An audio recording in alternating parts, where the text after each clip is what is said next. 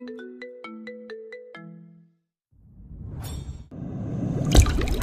জোরে শব্দ পেয়ে আকাশ দ্রুত বাম দিকে ফিরে তাকালে সন্ধ্যাকে দেখে অবাক হয়। সন্ধ্যার পায়ের অবস্থা দেখে আকাশের চোখে মুখে বিস্ময় ভর করে। অরুণকে ছেড়ে আকাশকে দৌড়ে সন্ধ্যার কাছেই বসে পড়ে। সন্ধ্যার পা টেনে নিয়ে উল্টো পাল্টে দেখে আর হাঁপানো কণ্ঠে বলে, সরি সরি, আমি তোমাকে দেখিনি, সরি। সন্ধ্যা ভেজা চোখে আকাশের দিকে তাকায়। আকাশের দুহাত রক্ত দ্বারা মাখামাখি। অরুণ মেঝেতে শুয়ে কয়েকবার কেশে ওঠে।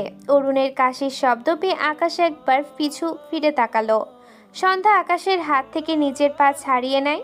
আকাশ কিছু বলল না, উঠে গিয়ে ঘরের দরজা আটকে দিল। এরপর এগিয়ে এসে সন্ধ্যাকে কোলে তুলে বেডে বসিয়ে দিল। সন্ধ্যা একটু কেঁপে ওঠে, তবে চুপ থাকলো। আকাশ একটি চেয়ারে এগিয়ে আনলো অরুণের সামনে। এরপর বেশ শক্তি খাটিয়ে দু হাতে অরুণকে তুলে চেয়ারে বসালো। অরুণ চেয়ারে শরীর ছেড়ে দিয়েছে। আকাশ আশেপাশে ফার্স্ট এইড বক্স খুঁজলো। ঘরের কর্নার টেবিলের কাছে পেয়ে ও গেল। এগিয়ে গিয়ে ফার্স্ট এইড বক্সটি নিয়ে সন্ধ্যার পাশে দাঁড়িয়ে কিছু ব্যান্ডেজ সহ মলম সন্ধ্যার সামনে রেখে বলে, পা ব্যান্ডেজ করে নাও। ফার্স্ট, অরুণের অবস্থা খারাপ, তুমি ব্যান্ডেজ করতে পারবে না? সন্ধ্যা আকাশের দিকে তাকালো। আকাশের মুখে মলিনতার ছাপ। আকাশ সন্ধ্যাকে চুপ দেখে বিরক্ত হয়ে বলে, পারবে? সন্ধ্যা ডান দিকে মাথা কাত করে হ্যাঁ বোঝায়। আকাশ অরুণের সামনে বরাবর একটি চেয়ার টেনে নিয়ে বসে। বা পায়ের উড়ুর উপর ফার্স্ট এইড বক্স রেখে অরুণের ক্ষতস্থানগুলো তুলোর সাহায্যে মুছে দিতে থাকে।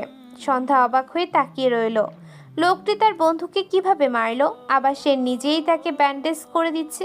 সন্ধ্যা একা একা যেটুকু পারলো সেটুকুই ব্যান্ডেজ করে নিল তার পা। কাচের কোনা দিয়ে পায়ের সাইড দিকে কেটে গভীর ক্ষত হয়েছে। দরজায় করা ঘাতে সন্ধ্যা ঘাড় ঘোরায়। আকাশের হাত থেমে যায়। আনিকা হাঁপানো কণ্ঠে বলে, আকাশ দরজা খোল।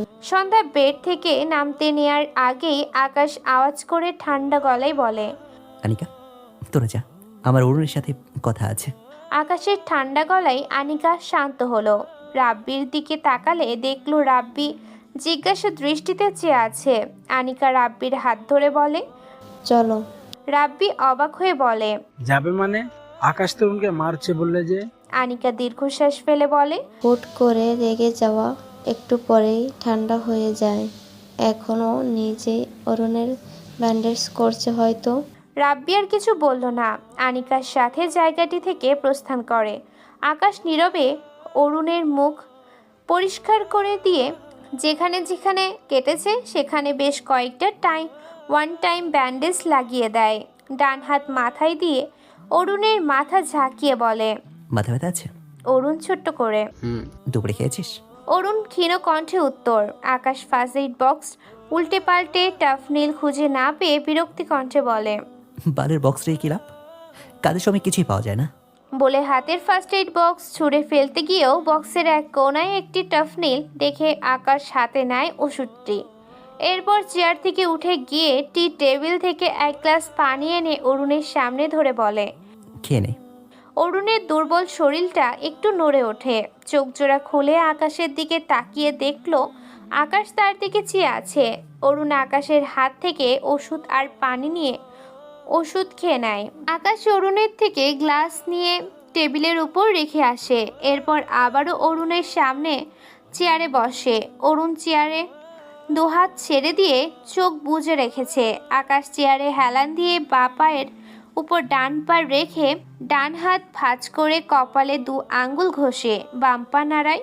দৃষ্টি অরুণের দিকে। বেশ কিছুক্ষণ চুপ থেকে বলে, কবে থেকে চিনিস অনামিকাকে? অরুণ যেমন ছিল সেভাবেই উত্তর করলো, 1 বছর। আনিকার বোন জানতিস না? জানতাম না, কিছুক্ষণ আগে জেনেছি। অনামিকার ফিলিংস নিয়ে এত বাজে হয়ে কেন খেললি? অরুণ চোখ মেলে আকাশের দিকে তাকিয়ে মলিন গলায় বলে, ওর ফিলিংস নিয়ে খেলিনি আমি। ওকে অনেক রিকোয়েস্ট করছিলাম, ও থাকেনি আমার কাছে। আকাশ শক্ত কণ্ঠে বলে, মেয়েদের মাঝে ডুবে থাকিস, এরকম ক্যারেক্টারলেস ছেলের কাছে কোনো ভদ্রমেয়ে থাকে না। অরুণের মুখ মলিন হলো।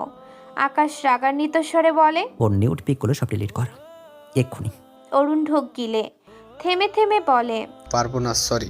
কথাটা শুনতেই আকাশ অরুণের চেয়ারে হাতলে ডান পা রাখে, এরপর চিবিয়ে চিবিয়ে বলে, অরুণ আমি ঠান্ডা আছি, প্লিজ। আর আকাশ না, চুপচাপ অনামিকা সব পিক ডিলিট করবি। অরুণ দুর্বল কণ্ঠে বলে, ওর ফিক ডিলিট করলে ও বিয়ে করে নেবে, ওকে অন্য কেউ শুয়ে দেবে। আমি এটা মানতে পারি না ইয়ার। আকাশ শান্ত চোখে তাকালো। অরুণের কথায় সে হাসফাস করল। সন্ধ্যার প্রতি সেম ফিলিংসটা সে তার মাঝে লক্ষ্য করেছে। ব্যাপারটায় মারাত্মক বিরক্ত হলো আকাশ। মৃদুস্বরে বলে, এরকমটা কেন তোর মনে হচ্ছে? অরুণ হেসে বলে, কেন যেন ওকে বউ বউ লাগতো। অন্যদের সাথে স্বভাবত টাইম পাস করতাম, অনামিকার প্রতি ডিফারেন্ট ফিলিংস। কিন্তু মেয়েটা আমাকে বুঝলো না। ফিক ভাইরাল করার ভয় দেখাতাম, সেই ভয়ে আমার সাথে একটু একটু কথা বলতো, কিন্তু আগের মতো ভালো করে কথা বলেনি কখনো। ওর যে বিয়ে আমাকে জানায়নি পর্যন্ত। এখানে এসে ওকে দেখে চিনতে পারলাম। এরপর আবারও ব্ল্যাকমেল করলাম, ও বিয়ে ভেঙে দিল। আনিকার বোনের বিয়েতে আসতে চাইনি, না আসলে তো অনামিকার বিয়ে হয়ে যেত। এসে ভালো করেছি। আকাশ সব শুনল। বউ বউ, সন্ধ্যা তার বউ বলে তার এই ফিলিংস। কথাটা ভাবনায় আসতেই আকাশ কিছু হিসাব কষল, মনে হলো। আপাতত এই বিষয় চেপে রেখে রেগে বলে, তোর লজ্জা করে না অনিকার বোনকে এভাবে ব্ল্যাকমেল করতে? ভালোবাসি ওকে। কথাটা শুনে আকাশ চেয়ার থেকে উঠে দাঁড়ায়, মেজাজ বিগড়ে যায়। এপাশ ওপাশ হাঁটলো কয়েক পা, অতঃপর থেমে বলে, এই ভালোবাসা শব্দটা আসলে কি বোঝা আমাকে? আমি এসবের ব্যাপারে জানি না, বাট অ্যাটলিস্ট এইটুকু বুঝি, কেউ মেয়েদের মধ্যে ডুবে থেকে কাউকে ভালোবাসতে পারে না। একটু থেমে আবারও আকাশ বলে, চুপচাপ অনামিকা সব পিক ডিলিট কর। অরুণ চোখ বুজে মৃদুস্বরে বলে, ওর বিয়ে অন্য কারোর সাথে হবে না, ফিউচারে ওই আমার বউ হবে, তাই এইসব ডিলিট করার প্রয়োজন নেই। আকাশ রেগে বলে। হ্যাঁ, তোমার কেউ তোর শিক্ষা হয়নি? অরুণ আকাশের দিকে তাকিয়ে রেগে বলে, না হয়নি, আর আমি বিয়ে করতে চাই। আর তুই তো তোর বউকে ডিভোর্স দিবি, আমার ব্যথা কেমনে বুঝবি? আকাশ দাঁত কিরমির করে বলে, হ্যাঁ, আমি আমার বউকে না ছুঁয়ে ডিভোর্স দেবো। তোর মতো খেয়ে ছেড়ে দেবো নাকি? এ পর্যায়ে অরুণ চুপ হয়ে গেল। আকাশ উল্টো ঘুরে আবারও অরুণের দিকে তাকাতে গিয়েও তাকালো না। সন্ধ্যাকে দেখে অবাক হয়। অরুণের সাথে কথা বলায় ব্যস্ত হয়ে সন্ধ্যার কথা ভুলেই গিয়েছিল। সন্ধ্যা চুপচাপ অরুণ আর আকাশের কথা শুনছিল। অরুণের কথায় যতটা অবাক হয়েছিল, আকাশের লাস্ট কথায় তার চেয়েও কয়েকশো গুণ অবাক হয়ে চেয়ে আছে। আকাশ কিছু বলতে গিয়েও থেমে গেল। সন্ধ্যার পায়ের দিকে নজর করলে দেখলো পায়ের ব্যান্ডেজ করেছে, কিন্তু মনে হচ্ছে খুলে যাবে এক্ষুনি। আকাশ এগিয়ে গিয়ে ডান পা বেডের উপর রেখে সামান্য ঝুঁকে সন্ধ্যার পান টেনে নিয়ে রেগে বলে, কিছুই তো পারো না। পারোটা কি তাহলে? বলতে বলতে সন্ধ্যার পায়ের আলগা হয়ে থাকা ব্যান্ডেজ ভালোভাবে লাগিয়ে দেয়। সন্ধ্যা চুপচাপ আকাশের দিকে চেয়ে আছে। আকাশ তার কাজ করে সোজা হয়ে দাঁড়ায়। সন্ধ্যার বিষয় মুখপানে যে আকাশ ভ্রু কোচকালো। বউ শব্দটা মাথায় বাজলো, যেটাতে আকাশের বিরক্তিকর মাত্রা বাড়ল। সন্ধ্যার দিকে চেয়ে শক্ত করে বলে, প্রিপেয়ার ফর ডিভোর্স পেপার। কথাটাই কি ছিল কে জানে। সন্ধ্যার সারা শরীর কেঁপে উঠল। আকাশ কথাটা বলে ঘর থেকে বেরানোর জন্য দরজা খোলে। তখনই অনামিকা ধূপ ধাপ পা ফেলে এগিয়ে আসে। দরজা খোলা পেয়ে হুড়মুড় করে ঘরের ভেতরে ঢুকে যায়। আকাশ দ্রুত কয়েক পা দূরে সরে দাঁড়ায়। অনামিকা অরুণের দিকে তেড়ে গিয়ে অরুণের ডান গালে কষিয়ে দুটো থাপ্পড় মারে। অরুণ সহ সকলে হতভম্ব হয়ে চেয়ে আছে। অনামিকা দু হাতে অরুণের শার্টের কলার ধরে কান্নামাখা গলায় বলে, খুশি হয়েছিস তুই আমার জীবন জাহান্নাম বানিয়ে? বল, খুশি হয়েছিস? চরিত্রহীন লম্পট, কথা বলছিস না কেন? অরুণের চোখে মুখে অসহায়ত্ব। অনামিকার ফর্সা দুগাল টকটকে লাল। অরুণ ঢোক গিলে বলে, তোমাকে কে কামড়িয়েছে? অনামিকা দ্রুত এগিয়ে এসে অনামিকাকে টেনে সরিয়ে আনে। অরুণের দিকে ভস্ম করে দেয়া চোখে চেয়ে রাগান্বিত স্বরে বলে, এ আমার বোনের জন্য দরদ দেখাইস কেন? আকাশ, ওকে নিয়ে যা এখান থেকে। অরুণ এগিয়ে এসে বলতে চাই কিছু। আকাশ দ্রুত অরুণকে টেনে ঘরের বাইরে নিয়ে যেতে থাকে। অরুণ আকাশকে বাধা দিল না। অনামিকার কান্নারত মুখপানে দৃষ্টি রেখে এগিয়ে যায় আর ভারী গলায় বলে, আমি তোমাকে বিয়ে করতে চাই, প্লিজ রাজি হয়ে যাও।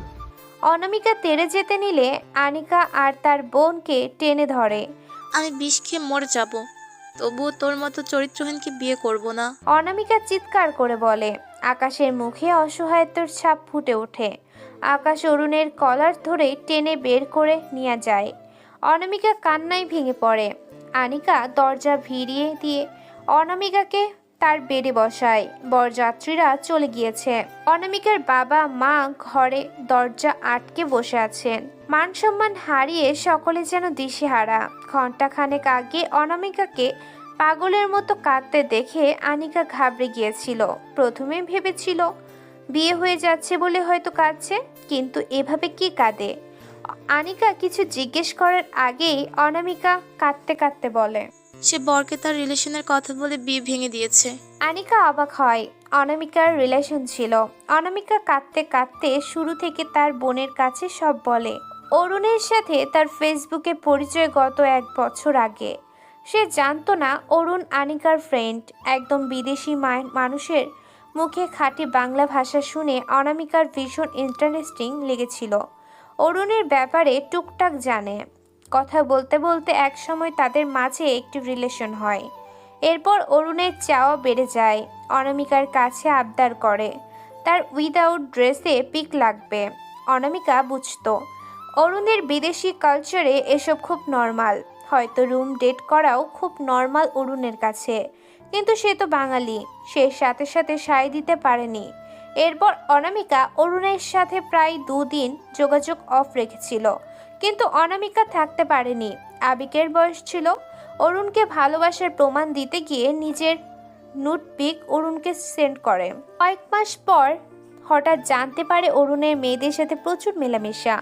অনামিকা জিজ্ঞেস করলে অরুণের সহজ উত্তর ছিল, তুমি রিয়েল, বাকিরা টাইম পাস, লাভ নাই। অনামিকার মাথায় যেন আকাশ ভেঙে পড়েছিল। সবকিছু এত দিশেহারা লাগছিল।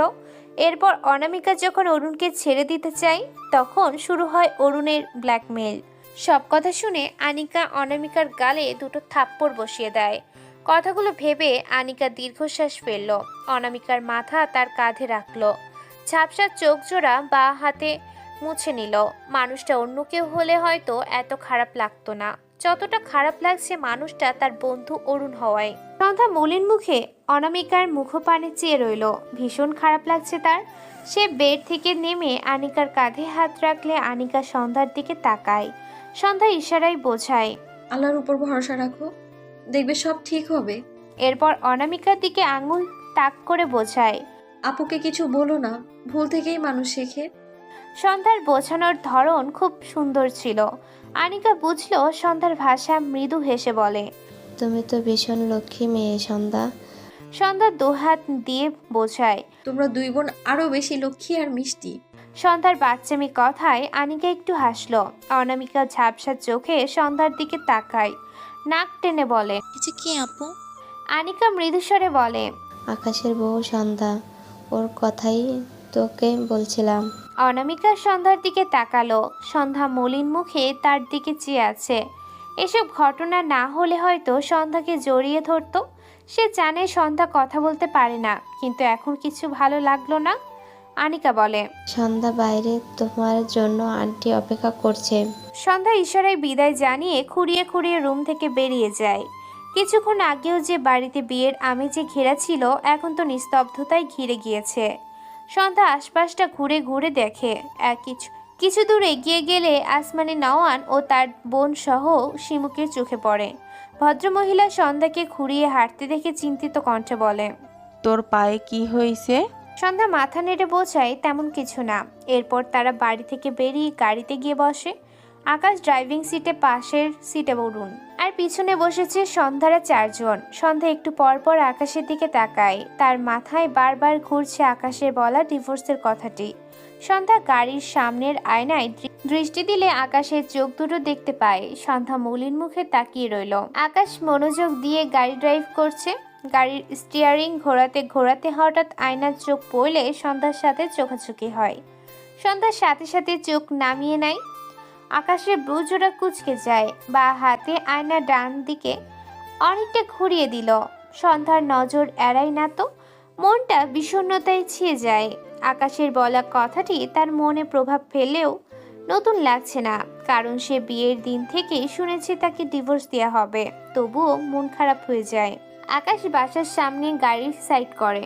সন্ধ্যাসহ সকলে গাড়ি থেকে নেমে যায়। আকাশও বেরিয়ে আসে। অরুণ ভেতরেই বসে থাকলো। সন্ধ্যা হাঁটতে হাঁটতে পিছু ফিরে আকাশের দিকে দুবার তাকালো। আকাশ উল্টো ঘুরে দাঁড়িয়ে আছে। সন্ধ্যা মাথা নিচু করে মলিন মুখে বাড়ির ভেতরে চলে যায়। ধরণীতে সন্ধ্যা নামবে ভাব। অরুণ গাড়ির ভেতর থেকে বেরিয়েছে। যদিও আকাশের মার খেয়ে বেচারার অবস্থা একটু খারাপ, তবে আগের চেয়ে ভালো লাগছে। ভার্সিটিতে থাকাকালীন আকাশের হাতে কত ছেলে মার খেয়েছে, অনেক রেকর্ড আছে। আকাশ কিছু দূর গিয়ে দোকান থেকে দুটো স্প্রিট কিনে আনে। এরপর গাড়ির সামনে বনেটের উপর পা ঝুলিয়ে বসে। একটি স্প্রিট বনেট এর উপর রেখে আরেকটি বোতলের মুখ খুলে ছুঁড়ে ফেলে। এরপর ঢকঢক করে অর্ধেকটা স্প্রিট খেয়ে অরুণের দিকে চেয়ে বলে, তোর ফোন দে। অরুণ আকাশের কথা মতো ভদ্রভাবে ফোন দিয়ে দিল আকাশের হাতে। আকাশ কোনো কথা ছাড়াই অরুণের ফোন গায়ের জোরে ছুঁড়ে মারল। ফোনের অস্তিত্ব নেই। অরুণ হেসে বলে, আমার সংগ্রহে আছে ওর সব পিক। তুই একটা অমানুষ। ওর পিকগুলো ডিলিট কর অরুণ। এক কথা বারবার বলতে ভালো লাগছে না আমার। কথাটা বলে অরুণের কলার ছেড়ে দেয়। বোতল উপর করে আরেকবার স্প্রিট ঢালে মুখে। এরপর ব্রু কুঁচকে বলে, শুনেছি ভালোবাসলে নাকি অপর পাশে মানুষের ক্ষতি করা যায় না। যদিও সব সিনেমার ডায়লগেই মানায়, রিয়ালিটিতে তোর মতোই কেস হয়। এই যেমন তুই দীপ্তি অনামিকার পিক ভাইরাল করার ধান্দায় আছিস। অরুণ হেসে বলে, এসব সিনেমায় মানায় না, রিয়েলিটিতেও হয়। আকাশ অরুণের কথায় বিদ্রুপ হাসল। এক ঢোকে বাকি স্প্রিটটুকু খেয়ে বোতল ছুঁড়ে ফেলে। চোখ ছোট ছোট করে বলে, তুই বলতে চাইছিস তুই অনামিকার পিক ভাইরাল করবি না? অরুণ মলিন গলায় বলে, কখনোই না। ওকে ধরে রাখার জন্য শুধু ভয় দেখাই। আকাশ রেগে বলে, তুই কি পাগল? ও বলেছে ও বিষ খাবে, তবুও তোকে বিয়ে করবে না। চুপচাপ ওর পিকগুলো ডিলিট করে অনিকার বোনকে রেহাই দিই, নয়তো তোর অত্যাচার ওই মেয়ে সত্যি সত্যি বিষ খাবে। তখন খাটিয়ে ধরতে চলে আসিস। অরুণ ঢোক গেল। বুকটা কাঁপলো যেন। পকেট থেকে মেমোরি বের করে। আকাশ থাবা নেওয়ার মতো করে মেমোরি কার্ডটি অরুণের হাত থেকে নিয়ে মেমোরি ভেঙে ফেলে। অরুণ চোখ বড় বড় করে তাকায়। এখানেই তো সব ছিল। এবার কি অনামিকার বিয়ে হয়ে যাবে? কথাটি মনে আসতে অরুণের দম আটকে আসলো। অসহায় কণ্ঠে বলে, এটা কি করলি তুই? আকাশ বিরক্ত হয়ে বলে, সব মেয়েদের থেকে দূরে সরে আয়, আমার সাথে আমার আন্দোলনে যোগ দে। আকাশের কথা শুনে অরুণ অবাক হয়। আকাশ আরেকটি স্প্রিটের বোতলের মুখ খুলে স্প্রিট খুলে ঠকঠক করে। অরুণ বলে, মানে আন্টিকে মারবি নাকি? আকাশ বিরক্ত হয়ে বলে, লাথি খাবি, মাকে জানাবো না। যেটা মনে হচ্ছে মেয়ে ঘটিত ব্যাপারে জড়িয়ে যাচ্ছে, বিরক্ত লাগছে। এদিকে আসলে মেয়ে ঘটিত ব্যাপারগুলো থেকে দূরেও থাকা যায় না। তাছাড়া রাজনীতি তো একেবারে ছেড়ে দিইনি, একটু একটু কানেক্ট ছিলাম, এবার পুরোপুরি মন দেবো। অরুণ চুপ থাকলো। ভার্সিটি লাইফে আকাশ রাজনীতির সাথে বেশ ভালোই যুক্ত ছিল। আসমানি নেওয়ার নিয়ম করে অশান্তি করত এসব নিয়ে। আকাশের সাথে রাগ করে না খেয়ে থাকতো, কখনো কখনো কাঁদতো। ছেলেকে তিনি কিছুতেই এই পথে পা বাড়াতে দিবেন না। আকাশ মায়ের বাধ্যগত সন্তান, সাথে মাকে ভীষণ ভালোবাসে। কি করার, মায়ের জন্য তার শখকে দূরে ঠেলে ব্যবসায় মন দিল। এখন আবারও সেই পুরনো ইচ্ছে জেগে উঠেছে। অরুণ মৃদুস্বরে বলে, তুই মেয়েটাকে আসলে ডিভোর্স দিয়ে দিবি? আকাশ দ্বিতীয় বোতলের সবটুকু স্প্রিট খেয়ে বোতল ছুঁড়ে ফেলে। পকেট থেকে ফোন বের করে কাউকে কল করে। রিসিভ করে বলে, আঙ্কেল প্লিজ যত দ্রুত সম্ভব ডিভোর্সের ব্যবস্থা করে দিন। ওপাশ থেকে উত্তর শুনে আকাশ বোধ হয় সন্তুষ্ট হলো। বলে, থ্যাংক ইউ আঙ্কেল। এরপর কল কেটে গাড়ির বোনেটের উপর থেকে নেমে বাড়ির ভেতর যেতে যেতে বলে, তুই ঠিক বলেছিলি, ওকে বউ ভাবলে তার প্রতি আলাদা ফিলিংস কাজ করে। আই গেস সন্ধ্যাকে ডিভোর্স দিলে এই ফিলিংস থেকে মুক্তি পাবো। যত তাড়াতাড়ি ডিভোর্স হবে ততই ভালো। সেদিনের পর 2 দিন পেরিয়েছে। আকাশ রাব্বিকে বলেছিল আনিকাকে নিয়ে তাদের বাড়ি আসতে, মূলত অরুণের সাথে ব্যাপারটা মিটমাট করাতে। কিন্তু আনিকা অরুণকে দেখে শুধু তেড়ে যাচ্ছে, কথাই বলতে দিচ্ছে না। আকাশ তখন থেকে আনিকাকে বোঝাতে চাইছে, কিন্তু সে শুনছে না। আকাশ না পেরে চিৎকার করে ডেকে ওঠে। আনিকা! সকলে থমথমে মুখে তাকায় আকাশের দিকে। আকাশ রাগান্বিত স্বরে বলে, প্রবলেম কি তোর? ওর কথা না শোন, আমার কথা শোন। আনিকা রেগে বলে, তোর চরিত্রহীন বন্ধুর হয়ে একটা সাফাই গাইবি না বলে দিলাম।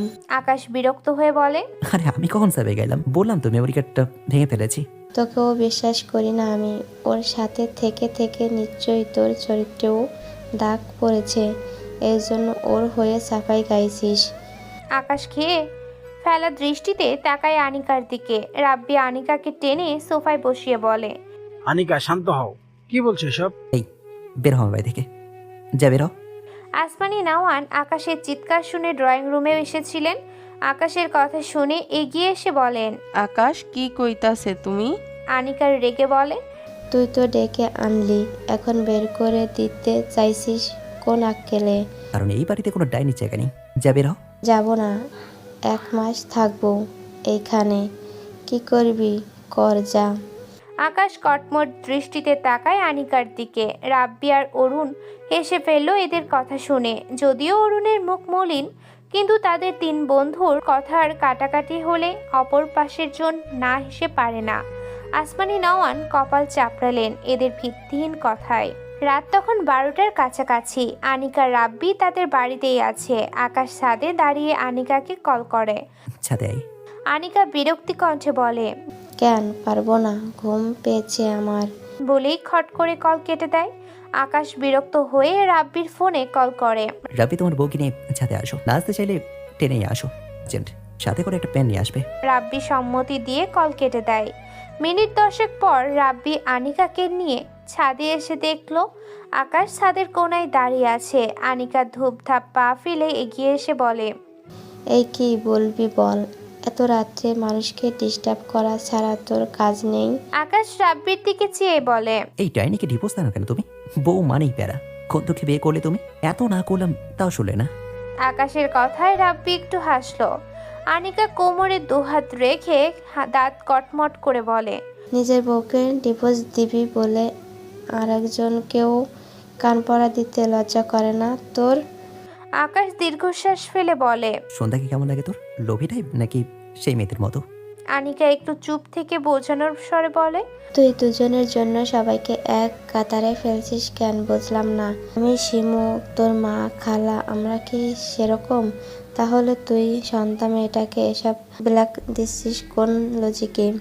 আকাশ ছাদের রেলিং এর উপর এক লাফি উঠে বসলো। এরপর বলে, ফার্স্ট দিন হুট করে রেখে বলে ফেলেছি, এরপর আর খারাপ লাগেনি মেয়েটাকে। আমার মা দরদি মানুষ, সেসব বাদ দে। রেলিং এর উপর থেকে নেমে রাব্বির দিকে এগিয়ে গিয়ে বলে, পেন এনেছো? রাব্বি আকাশের দিকে কলম এগিয়ে দিলে আকাশ কলমটি নেয়। পকেট থেকে একটি কাগজ বের করে ডান পা রেলিং এর উপর রাখে। এরপর উড়ুর উপর কাগজটি রেখে ডান হাতে কলম ধরে। বা হাতে পকেট থেকে ফোন বের করে ফোনের ফ্ল্যাশ জ্বালায়। এরপর 2 সেকেন্ডের কাগজে সাইন করে। আনিকা এগিয়ে এসে কাগজটির দিকে দৃষ্টি দিলে বিস্ময় দৃষ্টিতে তাকায় আকাশের দিকে। অতঃপর বলে, মেয়েটাকে ডিভোর্স দিয়ে দিলি? আকাশ বিরক্তি কণ্ঠে বলে, দিয়ে দিলাম। বিয়েটা আমার সঙ্গে ঠিক চায় না। মেয়েদের পেছনে টাইম পাস করার মতো ফালতু কাজ, তার চেয়ে সমাজ সেবা করা অনেক ভালো। আনিকা কি বলবে বুঝল না। সে ভেবেছিল আকাশ মুখে বললেও ছেড়ে দিবে না। বিষয়টা তো হয়ে গিয়েছে, কিন্তু তার আকাশকে আগে বোঝা উচিত ছিল। ভাবলো আকাশের মায়ের সাথে এটা নিয়ে কথা বলবে। দীর্ঘশ্বাস ফেলে ছাদ থেকে নিচে নামতে এগিয়ে যায়। আকাশ রাব্বির দিকে চেয়ে বলে, রাব্বি তোমার ভোট লাগবে। ব্যবসায় কোনো কাজ থাকলে আগামী শুক্রবার ছুটি রাখো। রাব্বি হেসে বলে, অবশ্যই। আনিকা আকাশ আর রাব্বির কথা শুনে দ্রুত এগিয়ে এসে বলে, তুই আবার রাজনীতিতে ঝুঁকছিস আকাশ? আমি এক্ষুনি আন্টিকে গিয়ে বলছি। আকাশ দ্রুত আনিকার দিকে চেয়ে বলে, মাকে বলে তোর খবর আছে, তুই তো সংসারে গিয়ে করতামি কর, আমাকে আমার সংসার করতে দে। আনিকা অবাক হয়ে বলে, তো সন্ধ্যাকে ডিভোর্স দিলি, সংসার করবি কার সাথে? আকাশ ভাবলেশীনভাবে বলে, রাজনীতি আমার সংসার, তোরা মেয়েরা এর মনে বুঝবি না, আমাকে সমাজসেবা করতে দে। আনিকা হেয়ালি করে বলে, ওরে আমার সমাজসেবক রে, সেই তো দিন শেষে চৌকির তলায় তেলের খনি পাওয়া যাবে। রাজনীতিবিদ সমাজসেবক হয় না, ওরা সমাজ শাসক হয়। আকাশ দাঁত কিরমির করে বলে, রাব্বিকে নিয়ে যাও তো, নয়তো ছাদ থেকে ধাক্কা মেরে ফেলে দিয়ে বলে দিচ্ছি। আনিকা আকাশের হাত থেকে কাগজ টান মেরে নিয়ে দৌড় দেয়। আকাশ হতভম্ব হয়ে যায়। আনিকার পিছে কয়েকবার দৌড়ে গিয়ে থেমে যায়। রাব্বির কাছে এসে বলে, রাব্বি পেপারটি নিয়ে আমাকে দিও, ওটা ছিঁড়ে ফেলে ওর একটা চুলো রাখবো না। রাব্বি হেসে বলে, তোমাদের 3 বন্ধুর চক্করে মাঝে মাঝে আমাকে পাগল লাগে। আকাশ কিছু বলল না। তার চোখে মুখে বিরক্তি। কত কষ্ট করে এত দ্রুত ডিভোর্স পেপার সংগ্রহ করেছিল, আর এই শালা রাব্বির বউ এসে বাম হাত ঢুকিয়ে দিল। পরদিন আকাশ আর অরুণ পাশাপাশি দাঁড়িয়ে। আকাশের পরনে সিম্পল সাদা পাঞ্জাবি, সাথে সাদা গ্যাবার্ডিং প্যান্ট, দু হাতে পাঞ্জাবির হাতা কোনোই পর্যন্ত গোটানো, ডান হাতে সিলভার কালারের চেনের ঘড়ি। পকেট থেকে রুমাল বের করে ঘাম মুছল। আকাশ মূলত এসেছে পার্টি অফিসের পরিচিত কিছু মুখদের সাথে দেখা করতে। ঢাকা ভার্সিটির কিছু জুনিয়ররা অরুণ আর আকাশকে একটু পরপর কেউ না কেউ সালাম দেয়। অরুণ বিরক্ত হয়ে বলে, বাড়ি গেলাম আমি, তুই এখন রাস্তায় ঘুরবি। আকাশ বিরক্ত হয়ে বলে, তুইও কর, মেয়েদের ভূত মাথা থেকে নেমে যাবে। এছাড়া আমি সভাপতি হয়ে গেলে আর কষ্ট নেই। ডিস্টার্ব করিস না আমার কাছে। সামনে সাধারণত সম্পাদক সহ আরও কিছু সদস্যদের গাড়ি থেকে নামতে দেখে আকাশ এগিয়ে যায়। তারা আকাশকে চিনতে পেরে আকাশের সাথে হাত মেলায়, মৃদু হেসে বলে, তোমার বাবার সাথে কথা হয়েছে আমার, ভেতরে এসো। আকাশ ছোট করে বলে, জি আঙ্কল, চলুন। মন দিয়ে কাজ করো, খুব তাড়াতাড়ি সফল হবে। এছাড়াও আরও অনেক কথা বলতে থাকে। আকাশ মাথা নিচু করে আর বাবার বয়সী লোকের কথাগুলো খুব মনোযোগ সহকারে শুনতে থাকে। আকাশ গাড়ি দাঁড় করিয়ে ছায়ায় দাঁড়িয়ে আছে। অরুণ বিরক্ত হয়ে বলে, তুই কি বাড়ি যাবি? সন্ধ্যা হতে চলল, সেই সকালে বেরিয়েছিস। আকাশ তাকায় অরুণের দিকে। ছোটখাটো এক আন্দোলন করে ফেলেছে সে। এতদিন পর এসে রোদে রোদে ঘুরে মাথা এমনি গরম হয়ে আছে, তার মধ্যে আরেকটা বিরক্তি কণ্ঠে বলে, মেয়েদের মতো এত প্যান প্যান না করে হয় না তোর। কথাটা বলে আকাশ আধ খাওয়া সিগারেট ছুঁড়ে ফেলল। শূন্যের ধোঁয়া পুড়ে গাড়ির দিকে যেতে যেতে বলে, সভাপতি হওয়ার পর তোকে একটা বিয়ে দেবো, চিন্তা করিস না। অরুণ চকচককে চোখে চেয়ে বলে, সত্যি? আকাশ গাড়ির দরজা খুলে ভেতরে বাপা রেখে গাড়ির দরজায় ডান হাত রেখে ব্রুজোড়া কুচকে বলে, অনামিকাকে নয়, তুই মেয়ে বাঁচছিলে, তোর জন্য থাকবে ছেলে বাঁচবে। কথাটা বলে গাড়িতে উঠে বসে। অরুণ অসহায় মুখ করে আকাশের পাশের সিটে উঠে বসলে আকাশ গাড়ি স্টার্ট দেয়। আকাশের কিছু একটা মনে পড়তেই হঠাৎ গাড়ির স্পিড একদমই হাই করে ফেলে। অরুণ চোখ বড় বড় করে তাকায়। সে সিট বেল্ট লাগায়নি। একবার এদিকে ধাক্কা খায়, আরেকবার ওদিকে। কাঁদো কাঁদো মুখ করে বলে, আরে আস্তে চালা, মারবি নাকি? আকাশ সম্পূর্ণ মনোযোগ দিয়ে গাড়ি চালাচ্ছে। গাড়ির গতি কমালো না, বরং আরো বাড়ানো গেলে বোধ হয় বাড়াতো। 1 ঘন্টার পথ 40 মিনিটে এসে আকাশ তার বাড়ির সামনে এসে পৌঁছেছে। তদন্ত হয়ে গাড়ি থেকে বের হয়, অরুণও বের হয়। আকাশ বাড়ির দিকে এক প্রকার দৌড় দেয়। পকেট থেকে গাড়ির চাবি বের করে অরুণের দিকে ছুঁড়ে দিয়ে বলে, গাড়ি গ্যারেজে রাখিস। অরুণ কিছু বলতে গিয়েও থেমে গেল। এর দিন এখন থেকে এভাবেই যাবে বোঝা শেষ। আকাশ তাদের ফ্ল্যাটের সামনে দাঁড়িয়ে সমানে কলিং বেল চাপে। নিঃশ্বাস নেয় না, ঘাম ছুটছে তার। কিছুক্ষণের মাঝেই বাড়ির এক কাজের লোক দরজা খুলে দিলে আকাশ বাড়ির ভেতরে দৌড় দেয়। ভদ্র মহিলা অবাক হলো। আকাশ কোনো দিকে না তাকিয়ে সোজা ড্রয়িং রুমে যায়। যা ভাবছিল সেটাই। আসমানি নাওয়ান, তার খালা, শিম ও সন্ধ্যা সবাই বসে আছে। সামনে এলইডি টিভি চলছে, এখানে খবরের চ্যানেল চলছে। একটার পর একটা নিউজ স্ক্রিনে ভেসে উঠছে। কি একটু রাস্তায় বের হলো, এখন এটা নিউজে দেখাবে। আর আসমানি নওয়ান দেখলে তো খেলনা ফতে। আকাশের দৃষ্টি তার মায়ের দিকে ছিল শুধু। বিড়বিড় করল, সারের সর্বনাশ। সময় নষ্ট না করে হন্তদন্ত হয়ে ড্রয়িং রুমে ভিতরে গিয়ে টেবিলের উপর থেকে রিমোট নিয়ে চ্যানেল চেঞ্জ করে একটি খেলার চ্যানেলে দিয়ে স্বস্তি নিঃশ্বাস ফেলে। আকাশের এমন কাণ্ডে সকলে অবাক হয়ে তাকায়। আকাশ ধপ করে সোফায় বসে পড়ে, রিমোটটির পাশে রেখে টিভির দিকে মনোযোগ দেয়। আসমানি নওয়ান একবার টিভির দিকে তাকায়, আরেকবার ছেলের দিকে। অবাক হয়ে বলে, চ্যানেলের বদলাইয়া কেন? আকাশ সোফায় গা এলিয়ে দিয়ে বলে, ইম্পর্টেন্ট খেলা হচ্ছে, ডিস্টার্ব করো না। আসমানি নওয়ান আগের চেয়েও বিস্ময় চোখে তাকিয়ে বলে, তুমি খেলা দেখো কবে থেকে? আকাশ দুহাত আড়াআড়ি ভাবে ভাঁজ করে বলে। আজকে থেকে। শিমু চোখ ছোট ছোট করে তাকায়। যেখানে খেলা হয় আকাশ সেখান থেকে উঠে যায়। আজ নাকি ইম্পর্টেন্ট খেলা দেখছে। সন্ধ্যা টিভির চ্যানেলে তাকালে দেখলো এটা অনেক আগের খেলা। তাদের বাড়িতে ছোট একটি টিভি ছিল। সৌম্য মাঝে মাঝে খেলা দেখতো। সন্ধ্যা একটু একটু বোঝে এসব। সন্ধ্যা সন্দেহী চোখে আকাশের দিকে তাকায়। লোকটি মিথ্যা বলছে, সন্ধ্যা বোধ হয় ধরতে পারলো। আকাশ সকলের এরকম জহুরি চোখ তার উপর নিবদ্ধ দেখে বিব্রত বোধ করে। কিছু একটা ভেবে বলে, মা বিরিয়ানি রান্না করো তো, আজ বিরিয়ানি খাবো। আসমানি নওয়ান এবার উঠে এসে আকাশের সামনে দাঁড়িয়ে কোমরে হাত দিয়ে বলে, মস্করা করো আমার লগে, তুমি বিরিয়ানি খাও। মায়ের কথায় আকাশ থতমত খেয়ে তাকায়। টেনশনে ভুলভাল বলে ফেলেছে, বিরিয়ানি তো তার শত্রু। আসমানি নওয়ান জরুরি চোখে আকাশের দিকে চেয়ে আছে। আকাশ দু আঙ্গুলের সাহায্যে কপাল ঘষে, এরপর গলা ছিঁড়ে বলে, প্রচণ্ড খেতে লেগেছে, টেনশনে ভুলভাল বলে ফেলছি, আমাকে একটু সাদা পান্তা খেতে দাও। কথাটা বলে আকাশ অসহায় মুখ করে তাকালো। সে এখনো টেনশনে ভুলভাল বলছে। আকাশের কথা শেষ হতেই শিমু শব্দ করে হেসে ফেলল, সাথে সন্ধ্যাও ঠোঁট প্রসারিত করে হাসে। সাদা পান্তা নাম বোধহয় আজ প্রথম শুনল দুজন। শিমু হাসতে হাসতে বলে, আকাশ ভাইয়া, পান্তা যে সাদা হয় এটা তুমি না বললে জানতেই পারতাম না। আকাশ শিমুকে কিছু বলতে গিয়েও থেমে যায়। দৃষ্টি তার ডান দিকে সোফায় বসা হাস্যোজ্জ্বল সন্ধ্যার দিকে আটকে যায়। সন্ধ্যার গালে সৃষ্ট সেই টোল আকাশের চোখে মুখে এক রাস মুগ্ধতা এনে দেয়। আসমানি নওয়ান এগিয়ে এসে আকাশের কপালে হাত ছোঁয়ালে আকাশ সচ্ছিল ফিরে পায়। দ্রুত সন্ধ্যার দিকে থেকে দৃষ্টি সরিয়ে নিয়ে তার মায়ের দিকে তাকায়। আসমানি নওয়ান চিন্তিত কণ্ঠে বলেন, তোমার কি জ্বর আইছে? জ্বর আইলে তুমি উল্টা পাল্টা বকো। আকাশ তার মায়ের হাত কপাল থেকে সরিয়ে দিয়ে বলে, উফ মা, আমি ঠিক আছি, প্রচণ্ড খিদে পেয়েছে, তুমি প্লিজ কিছু খাওয়ার ব্যবস্থা করো। আসমানি নওয়ান আর কিছু বললেন না। তাপমাত্রা স্বাভাবিক, ছেলের কথা মেনে নিলেন। হয়তো ক্ষুধার জন্য এইসব বলছে, তবে অবাক হলেন একটুখানি।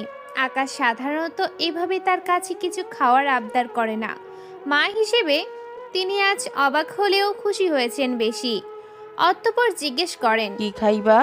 আকাশ মৃদুস্বরে বলে, ভাত। আসমানি নওয়ান আর কিছু বললেন না। আকাশের পছন্দের ডাল ভাত রাখতে চলে গেলেন। আকাশ মাছ মাংস যতটা রুচি করে খায় তার চেয়েও অনেক বেশি পছন্দ করে খায় ডাল ভাত। আসমানি নওয়ানের ভালো লাগে, তার ছেলে খাওয়া দাওয়ার দিক থেকে তার মতোই হয়েছে। বাঙালিদের সেই গ্রাম্য খাবারগুলো খুব পছন্দ করে আকাশ। তবে আকাশের বাবা উল্টো। আসমানি নওয়ানের সাথে আকাশের খালা ড্রয়িং রুম থেকে বেরিয়ে গেলে সন্ধ্যা নিজে উঠে দাঁড়ায় যাওয়ার জন্য, সাথে শিমুর সঙ্গ দেয়। আকাশ আর চোখে একবার তাকালো সন্ধ্যার দিকে, বিড়বিড় করলো। কি ডেঞ্জারাস মেয়ে। ড্রয়িং রুম একদম ফাঁকা হয়ে গেলে আকাশ স্বস্তির নিঃশ্বাস ফেলে। টিভি অফ করে রিমোট টেবিলের উপর রেখে দেয়। দৌড়াতে দৌড়াতে দু হাতের পাঞ্জাবির হাতা নেমে এসেছে। আকাশ ড্রয়িং রুম থেকে বেরিয়ে যেতে যেতে দু হাতের পাঞ্জাবির হাতা কনুইয়ের উপর পর্যন্ত গুটিয়ে নেয়। চোখে মুখে কিছুটা বিরক্তি। এমন বলদদের মতো দৌড়ে এখন নিজেকে দুটো থাপ্পড় দিতে ইচ্ছে করছে। ভাবলো এই বাড়িতে আর টিভি রাখা যাবে না। ডান হাত উঠিয়ে চাপ দাড়ির তুলনায় সামান্য বড় দাড়ির ভাঁজে হাত বুলায়। সন্ধ্যার ঘর পাশ করতে গিয়ে হঠাৎই চোখ পড়ে দরজা খোলা। সন্ধ্যা বেডের উপর বসে কিছু করছে। আকাশের কিছু মনে পড়ল। অতঃপর নিঃশব্দে সন্ধ্যার ঘরে প্রবেশ করে। সন্ধ্যা খুব সুন্দর করে মেহেদি দিয়ে দিতে পারে। শিমু এটা জানতে পেরে মেহেদির কোণ আনতে গিয়েছে। সে সন্ধ্যার থেকে মেহেদি দিয়ে নিবে। সন্ধ্যা দুপা ভাঁজ করে বেডের উপর বসে আছে, বা হাতে পায়ের নখ খুঁটছে। আকাশ সন্ধ্যার থেকে একটু দূরে দাঁড়িয়েছে, দুহাত আড়াআড়ি ভাবে ভাঁজ করে রেখেছে। প্রায় মিনিট দুই সন্ধ্যার করা অকাশ দেখল সে। এরপর গলা ঝাড়লে সন্ধ্যা দ্রুত মাথা উঁচু করে। আকাশকে দেখে অবাক হয়। আকাশ চোখ ছোট ছোট করে বলে, পায়ের নখ খেতে যাও? যেভাবে হাত লাগিয়েছো মনে তো হচ্ছে মুখ লাগাতে আর 2 সেকেন্ড সময় নেবে না। সন্ধ্যা দ্রুত তার পায়ের নখ থেকে হাত সরিয়ে নেয়। আকাশ দেখলো দু হাত প্যান্টের পকেটে গুজে গম্ভীর স্বরে বলে, তোমাকে সালাদ দিতে বলেছিলাম, মনে নেই? বেয়াদব মেয়ে। সন্ধ্যা ঢোক গেল। আকাশ চোখ ছোট ছোট করে জিজ্ঞেস করে, যারা কালো জাদু করে তাদের সাথে তোমার কি কোনো কানেকশন আছে? আকাশের লাস্ট কথা শুনে সন্ধ্যার চোখ মুখে অঢেল বিস্ময় ভর করে। আকাশ উত্তরের অপেক্ষায় যেন। সন্ধ্যা শুকনো ঢোক গিলল। এত উদ্ভট কথা সে এই জন্মে শোনেনি, যত উদ্ভট কথা এই কয়দিনে আকাশের মুখে শুনেছে। আকাশ ডান পকেট থেকে একটি ছোট্ট বক্স বের করে সন্ধ্যার দিকে এগিয়ে দিয়ে বলে, নাও। সন্ধ্যা একবার আকাশের হাতে থাকা বক্সটির দিকে তাকায়, আরেকবার আকাশের দিকে তাকায়। আকাশ বিরক্ত হয়ে বক্সটি বেডের উপর রেখে বলে, আকাশ নমন কারো কাছে রেডি থাকে না, তোমার ওপর তোমাকে ফিরে দিলাম। কথাটা বলে আকাশ আর এক সেকেন্ডও এখানে দাঁড়ালো না। দরজার কাছে গিয়ে আরেকবার পিছু ফিরে তাকায়। সন্ধ্যা চুপচাপ বক্সটির দিকে চেয়ে আছে। আকাশ বিরক্ত হলো সন্ধ্যা বক্সটি খুলে দেখছে না বলে। কিছু বলতে গিয়েও জিভ গুটিয়ে নিল। আকাশ ভাবে, মেয়েটা কি আসলেই কালো জাদু জানে? মেয়েটার আশেপাশে আসলে তার এত হাসফাস লাগে, এটা সে নিজেকেও বোঝাতে পারে না। চরম বিরক্তর সাথে মেজাজ খারাপ হয়। সিদ্ধান্ত নিল এই মেয়ের সাথে আর কোনো কথাই বলবে না, বলতে হবেও না। আপাতত সে প্রচুর ব্যস্ত থাকবে আর এসব ফালতু ফাঁসফাঁস থেকেও মুক্তি পাবে। আকাশ এখানে আর দাঁড়ালো না, দ্রুত পায়ে তার ঘরে যাওয়ার জন্য পা বাড়ায়। যাওয়ার সময় বিরক্তি আর রাগে সন্ধ্যার ঘরের দরজার ডান হাতে উল্টো দিকে ধাক্কা দেয়। ফলস্বরূপ বেশ জোরে সোরে শব্দ হয়। সন্ধ্যা ঝাঁকি দিয়ে দরজার পানে তাকালে কাউকে দেখে না। কিসের শব্দ হলো বুঝল না। আকাশের দিয়ে যাওয়া নুপুরের বক্স খুলে সন্ধ্যা, ভেতরে একজোড়া নুপুর। নুপুরটি রূপার। সন্ধ্যা দেখেই চিনতে পেরেছে। সে বুঝলো সেদিন তার পায়ের নুপুর পড়ে যাওয়ায় আকাশ তাকে এই নুপুর দিয়েছে। ডান হাতে নুপুর জোড়া উঁচু করে ধরল। এরকম হাজারটা দিলেও তার ভাইয়ের দেয়া ভালোবাসায় ঘেরা নুপুর কি আর পাবে সে? কথাটা ভাবতেই সন্ধ্যার ভেতর থেকে দীর্ঘশ্বাস বেরিয়ে আসে। তবুও এই নুপুর জোড়া পেয়ে সন্ধ্যার মুখে একটুখানি হাসি ফুটল। হাসতো কেন ভাবি? শিমুকে দেখে সন্ধ্যা নিজেকে স্বাভাবিক করে। শিমু সন্ধ্যার হাতে খেয়াল করতেই সন্ধ্যার হাত থেকে নুপুর জোড়া নিয়ে অবাক হয়ে বলে, ওয়াও, নুপুরটা কি সুন্দর, কোথায় পেলে? খালামণি দিয়েছে? সন্ধ্যা মাথা নাড়িয়ে না বোঝায়। শিমু ব্রু কুচকে তাকায়। আসার আগে আকাশকে এদিক থেকে যেতে দেখলো। তাহলে কি? অতঃপর আগে চেয়েও বিস্ময় কণ্ঠে বলে, আকাশ ভাইয়া দিয়েছে? সন্ধ্যা বেড থেকে শিমুর ফোন নিয়ে তার নুপুর পড়ে যাওয়ার কাহিনী লেখে। আকাশ কেন দিয়েছে সবই লিখে শিমুকে দেখায়। শিমু লেখাগুলো পড়ে বলে, ও এবার বুঝলাম। সে যাক, নুপুর জোড়া মারাত্মক সুন্দর। তুমি আমার কাজিন বা ফ্রেন্ড হলে আমি এটা ডাকাতি করতাম। কথাটা বলে শিমু হেসে ফেলল। সন্ধ্যা শেষে ইশারায় বলে, তুমি চাইলে এটা নিতে পারো। শিমু হাসতে হাসতে বলে, পাগল নাকি? কেউ কিছু দিলে সেটা অন্যকে দিতে নেই। আমি তো ডাকাতি তখন করতাম যদি তারা নিজের টাকায় কিনতো, বুঝেছো? সন্ধ্যা মৃদু হেসে মাথা নাড়ায়। এরপর মেহেদির কোণ নিয়ে শিমুকে মেহেদি পরিয়ে দিতে শুরু করে। হাতের যত কাজ আছে সন্ধ্যার মোটামুটি সব হাতের কাজ খুব নিখুঁত হয়। পরদিন ঘড়ির কাঁটাই জানান দেয় বিকাল 5টা। আকাশ তার অফিসে বসে মনোযোগ সহকারে কাজ করছে। আকাশের পিয়ে বায়ান আকাশকে সালাম দিলে আকাশ সালামের উত্তর নেয়। বায়ান মৃদুস্বরে বলে, স্যার একটা কথা ছিল। আকাশ চেয়ারে হেলান দিয়ে ব্রুকুচকে বলে, বলে ফেলো। বায়ান আমতা আমতা করে। আকাশ বিরক্ত হয়ে বলে, ওয়াশরুম ওদিকে, আগে পেট পরিষ্কার করে এসো, যাও। বায়ান থতমত খেয়ে তাকায়, মাথায় নাড়িয়ে বলে, স্যার আমার বাথরুম চাপেনি। আকাশ সাথে সাথে প্রশ্ন করে, তাহলে কি চেপেছে? কোষ্ঠকাঠিন্য রোগীদের মতো হা করছো কেন? বায়ান অসহায় চোখে তাকালো, অতঃপর ঢোক গিলে বলে, স্যার আমার একজন হেল্পার হলে ভালো হয়। আকাশ চোখ ছোট ছোট করে তাকালো। পিয়ের হেল্পার লাগে জানতো না তো। বায়ান মৃদুস্বরে বলে, সে থাকলে আমার অনেক উপকার হতো। বাসায় অসুস্থ মা থাকে, মেয়েটি আমার পরিচিত। আকাশ বেশ কিছুক্ষণ বায়ানের দিকে চেয়ে মৃদুস্বরে বলে, এরপর তার কাজে ব্যস্ত হয়। বায়ান খুশি হয়। অফিস রুম থেকে বেরিয়ে সকালের ফোনে একটি মেসেজ দেয়, কনফার্ম হয়ে গিয়েছো? এবার তুমি দ্রুত শহরে চলে এসো। বিকেলের রোদ পড়ে যাওয়ার পর সকাল আর নীরা দুই বান্ধবী গ্রামের মাঠে বসে আছে। কিন্তু জানতি না আকাশ নন সন্ধ্যার স্বামী? নীরার কথায় সকাল রেগে বলে, আমি কিভাবে জানবো? আমি ভেবেছিলাম ওর এক বুড়োর সাথে বিয়ে হয়েছে। এত সুন্দর ছেলের সাথে বিয়ে হয়েছে জানলে ওই সন্ধ্যাকে গর্তে ঢুকিয়ে রাখতাম। সকালের কথা নীরার ভালো লাগলো না। সৎ বোন হোক বোন তো, সন্ধ্যাকে দেখতেই পারে না মেয়েটা। নীরা বলে, মেয়েটা তোদের বাড়িতে অনেক কষ্ট করেছে, ওখানে গিয়ে ভালো থাকলেই ভালো। তোর বাপ মা ওকে দেখতে না পারলেও বিয়েটা ভালো জায়গায় দিয়েছে। মেয়েটা অনেক ভালো। কথাটুকু বলতেই সকাল নীরার গালে থাপ্পড় মেরে দেয়। নীরা গালে হাত দিয়ে অবাক হয়ে তাকায়। সকাল চোখ পাকিয়ে বলে, আমার বান্ধবী হয়ে ওর সাফাই গাছ কেন? ঘুরতে নিয়ে গেলাম আমি আর ভালো হয়ে গেল ও। ছোট থেকে সব সময় প্রশংসা শুনতে শুনতে কান পচে গেল। ওর অত্যাচারে বাইরেই বেরোতে পারি না। নীরা বসা থেকে দাঁড়িয়ে যায়, রেগে বলে, সন্ধ্যার অনেক গুণ, সেটা আমরা এই গ্রামের সবাই জানি। তুই তো পারিস চারটে গিলতে আর ঘুরতে ঘুরতে গিয়ে সমান সমান টাকা দিয়েছি, তোর টাকায় যাইনি আমি। আমার বাবার টাকা আছে, খবরদার খোটা দিবি না। সকাল রেগে তাকায়, হঠাৎই হেসে বলে, তোদের সন্ধ্যার জীবন জাহান্নাম বানিয়ে ছাড়বো আমি, শুধু দেখ। নীরা ব্রুকুচকে তাকায়, এই স্বার্থপর মেয়েটা আবার কি করবে। অতঃপর বলে, সকাল বসা থেকে উঠে বলে, আকাশ নয়নের অফিসে চাকরি পেয়েছি, এখন ভাব। কথাটি বলে গুনগুন করতে করতে জায়গাটি প্রস্থান করে। নীরার সন্ধ্যার জন্য খারাপ লাগলো, এই সকাল সন্ধ্যাকে শান্তি দিল না। এখানে থাকতেও কত জ্বালাতো। নেহাতি সন্ধ্যা ভালো মেয়ে বলে কিছু বলতো না। চোখের পলকে আরো 2 দিন পেরিয়ে গেল। বিকেলের আকাশে একটু একটু করে মেঘ জমেছে। সন্ধ্যা ব্যালকনিতে দাঁড়িয়ে খুব মনোযোগ দিয়ে মেঘলা আকাশ পানে চেয়ে আছে।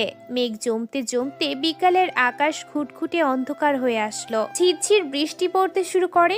সন্ধ্যা গ্রিলের ফাঁক দিয়ে 2 হাত মেলে দেয়, মুখে হাসি ফুটলো। বৃষ্টি তার খুব পছন্দ। শিমু আর শিমুর মা আরো 2 দিন এখান থেকে সন্ধ্যাকে তাদের বাড়ি নিয়ে যাবে বলেছে। সন্ধ্যার পরনে হলুদ রঙের একটি কুচি করে পরা সুতি শাড়ি, মাথায় আঁচল টানা, পায়ে আলতা দিয়েছে। শিমু তাকে যে আলতা দিয়েছিল সে আলতা 2 পায়ে দিয়েছে, কোনো কারণ নেই, দিতে ইচ্ছে করছিল তাই দিয়েছে। সন্ধ্যার আলতা পছন্দ বলে সৌম্য মাঝে মাঝেই সন্ধ্যার জন্য আলতার কৌটা এনে সন্ধ্যার হাতে ধরিয়ে দিত। সন্ধ্যা খুশি হয়ে সৌম্যের 2 গাল টেনে দেখাতো। তুমি অনেক ভালো ভাইয়া। সৌম্য হেসে সন্ধ্যার কান টেনে বলতো, এত পাম কই পাস? সন্ধ্যা মাথা নেড়ে বোঝাতো সে সত্যি বলছে। কথাগুলো ভেবে সন্ধ্যা মৃদু হাসলো, সাথে দীর্ঘশ্বাস বেরিয়ে আসে। বৃষ্টির গতি বাড়তে দেখে সন্ধ্যার বৃষ্টিতে ভেজার ইচ্ছে জাগলো। ইচ্ছেকে দমালো না। আসমানি নওয়ান, শিমু, শিমুর মা ঘুমিয়েছে।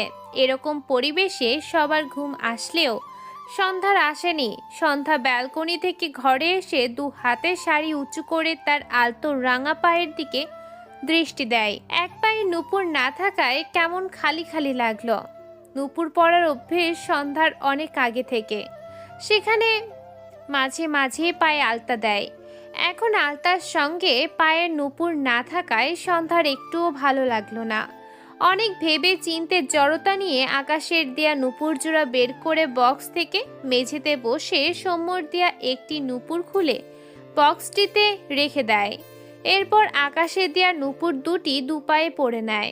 সন্ধ্যা খুব মনোযোগ দিয়ে নূপুর 2টি দেখল। উজ্জ্বল রূপালী চেন নূপুর এটি, সূক্ষ্ম জালির মতো নকশা। একাধিক ছোট ছোট চেন একসাথে বোনা হয়েছে, যা সন্ধ্যার কানে ভীষণ স্নিগ্ধ লাগলো। এরপর মেঝে থেকে উঠে ঘর থেকে বেরিয়ে যায় সে। ছাদে পা রেখে সন্ধ্যা আশেপাশে তাকায়। বৃষ্টির বেগ প্রচুর, হালকা ঠান্ডা বাতাসে সন্ধ্যার মাথা থেকে আঁচল পড়ে যায়। সন্ধ্যা আশেপাশে তাকালো। বৃষ্টির দাপটে অস্পষ্ট লাগলেও সন্ধ্যা দেখলো আশেপাশে সব ছাদ ফাঁকা। ছাদের মাঝখানে গিয়ে দাঁড়ায়। কতদিন পর বৃষ্টির পানি গায়ে পড়ল। সন্ধ্যা ছাদের চতুর্পাশে ফাঁকা জায়গাগুলো হাতের কাছে যা পেল সেসব দিয়ে বন্ধ করে দিল। এর কারণ ছাদে বৃষ্টির পানি জমা হবে। সন্ধ্যা তাদের মাঝখানে এসে দাঁড়ায়। বৃষ্টির বেগ আরো বেড়েছে। সন্ধ্যার হাসি দীর্ঘ হয়। ডান হাতে শক্ত খোপা খুলে দেয়। এরপর তার স্বভাব সুলভ একটুখানি নাচতে শুরু করলো। অনেক ভালো নাচতে পারে এমন নয়, শুধু নিজের ভালো লাগার জন্য মাঝে মাঝে এমন করে। আকাশ ঘুমিয়েছিল। ঘুম থেকে উঠে বৃষ্টি দেখে ছাদে এসেছে, কিন্তু দরজার দাঁড়িয়ে সামনে পা বাড়াতে গিয়েও থেমে যায়। স্তম্ভিত চোখে তা সামনে তাকায়। হলুদ রঙের শাড়ি পরিহিত সন্ধ্যা, বাম কাঁধে শাড়ির আঁচল, আলতা রাঙা 2 পায়ে নূপুর। আকাশ তার কিনে আনা নূপুর এক দেখাতেই চিনতে পারল। হাঁটুর নিচ পর্যন্ত ঘন কালো কিচকিচে চুলগুলো সন্ধ্যার নাচের সাথে দুলছে। ছাদে জমা পানি জমে সন্ধ্যার গিরা পর্যন্ত এসে ঠেকেছে। সন্ধ্যা 2 হাত মেলে মাথা উঁচু করে কয়েকবার লাফ দেয়। ফলস্বরূপ চারদিকে পানি ছিটিয়ে যায়। সন্ধ্যার মুখে হাসি আরো দীর্ঘ হয়। সন্ধ্যা হঠাৎই উল্টো ঘুরে নিচু হয়ে ছাদে জমানো পানি ছিটিয়ে দেয়। পানির কণাগুলোর স্থান হয় আকাশের মুখে। আকাশ বাদিকে মুখ ফিরিয়ে চোখ বুজে নেয়। দরজার কাছে সন্ধ্যা আকাশকে দেখে বিস্ময় চোখে তাকায়। ঠোঁট ল্যাপটানো হাসি মিলিয়ে যায়। দ্রুত সোজা হয়ে দাঁড়ায়। অর্ধেকের বেশি চুল কাত পেরিয়ে ডান পাশে এসে জায়গায় করে নিয়েছে, যা হাঁটুর অনেকটা নিচ পর্যন্ত। সন্ধ্যা মাথা নিচু করে নেয়, তার হাত পা কাঁপছে লজ্জায়। ঢোক গিলে শাড়ির আঁচল টেনে নেয় মাথায়। যদিও ভিজে গিয়েছে তবুও বেশ কষ্ট করে মাথায় একটুখানি টেনে নিল। মাথার অর্ধেকের বেশি বাইরে বেরিয়ে থাকলো। বৃষ্টির গতি প্রচুর। সন্ধ্যা মাথা নিচু করে স্ট্যাচু হয়ে দাঁড়িয়ে আছে, কি করবে বুঝতে পারছে না। ডান হাতে সামনে আসা লম্বা চুলগুলো একটু একটু করে পিছনের দিকে দেয়। আকাশ নীরব দৃষ্টিতে সন্ধ্যার পানে চেয়ে সে কি রিয়াকশন দিতে ভুলে গিয়েছে। তার মনে হলো এত বড় চুল সে এই প্রথম সন্ধ্যার মাথায় দেখলো। দৃষ্টি সন্ধ্যার পানে ঘুরছে। শ্যামলা গড়নের মেয়েটির মুখে অগণিত বৃষ্টির পানির কণা, যা অনবরত বেয়ে পড়েছে। ভেজা শাড়ি গায়ে লিপটে আছে, তবে সুতি হওয়ায় ততটা খারাপ লাগছে না। দু পায়ের আলতার সাথে নুপুর আকাশের চোখে লাগলো ভীষণ। সন্ধ্যা দুহাত কচলায়, অস্বস্তি ঘেরা মুখে মাথা উঁচু করে আকাশের দিকে তাকায়। আকাশের পরনে একটি নেভি ব্লু কালারের ট্রাউজার, পেশিবহুল ফর্সা উদাম শরীর, চওড়া দুকাঁধ, দু হাত ট্রাউজারের পকেটে রাখা। হঠাৎ আকাশকে এভাবে দেখে সন্ধ্যা ভীষণ অস্বস্তিতে পড়ে যায়। সন্ধ্যা আকাশের দৃষ্টি অনুসরণ করলে মনে হলো আকাশের দৃষ্টি তার পায়ের দিকে। এটা বুঝতে পেরে সন্ধ্যা তার দুপা গুটিয়ে নিতে চাইল।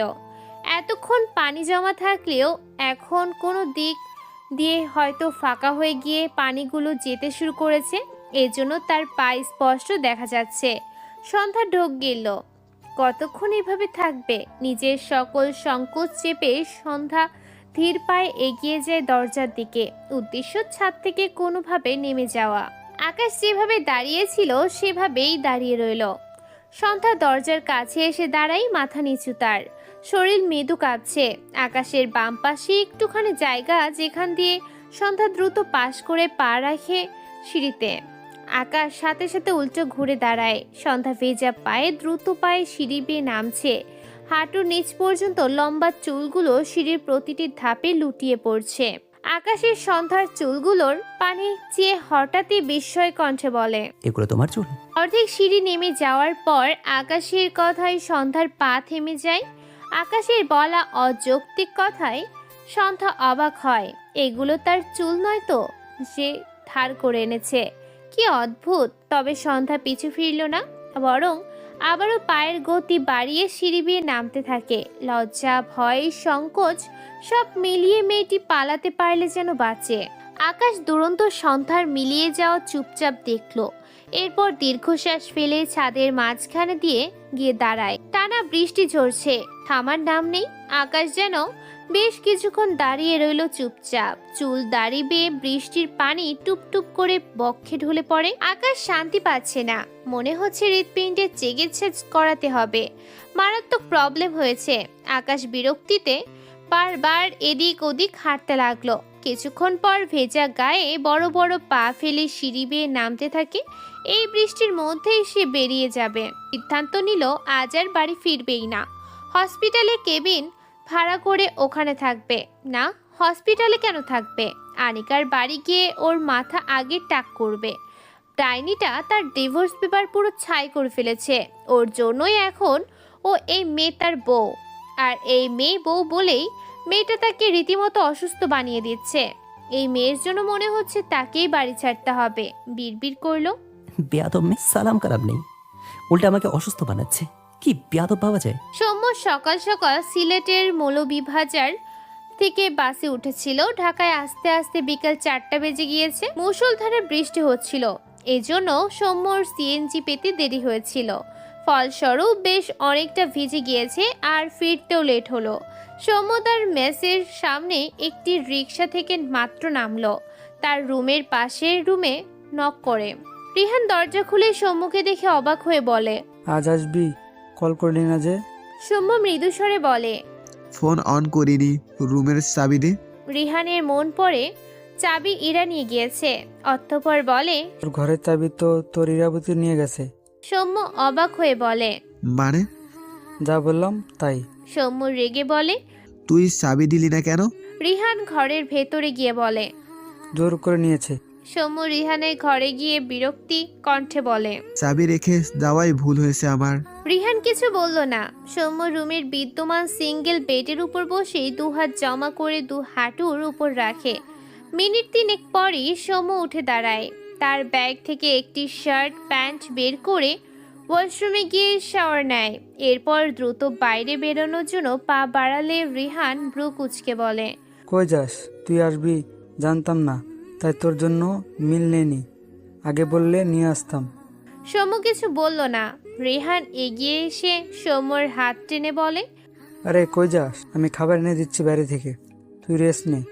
সৌম্য বিরক্ত হয়ে বলে, কাজ বাড়িয়ে রেখেছিস, এখন রেস্ট করব কিভাবে? একটু থেমে বলে, আগামীকাল বনুকে এখানে আনবো, রুমের তো 12টা বেজে আছে, চাবিটা নিয়ে আসতে হবে। রিহান অবাক হয়ে বলে। খোঁজ পেয়েছিস? সৌম্য রিহানের দিকে তাকায়, মুখে মলিনতার ছোঁয়া, দীর্ঘশ্বাস ফেলে বলে, পাইনি, তবে কালকে পাবো। দোয়া করিস যেন বনুর খোঁজ পাই, কতদিন হয়ে গেল ওকে দেখি না। রিহান সৌম্যর কাঁধে হাত রেখে নীরব সান্ত্বনা দেয়। ধরনীর বুকে সন্ধ্যা নেমেছে। সৌম্য একটি ফাঁকা জায়গায় রাস্তার পাশে দাঁড়িয়ে আছে।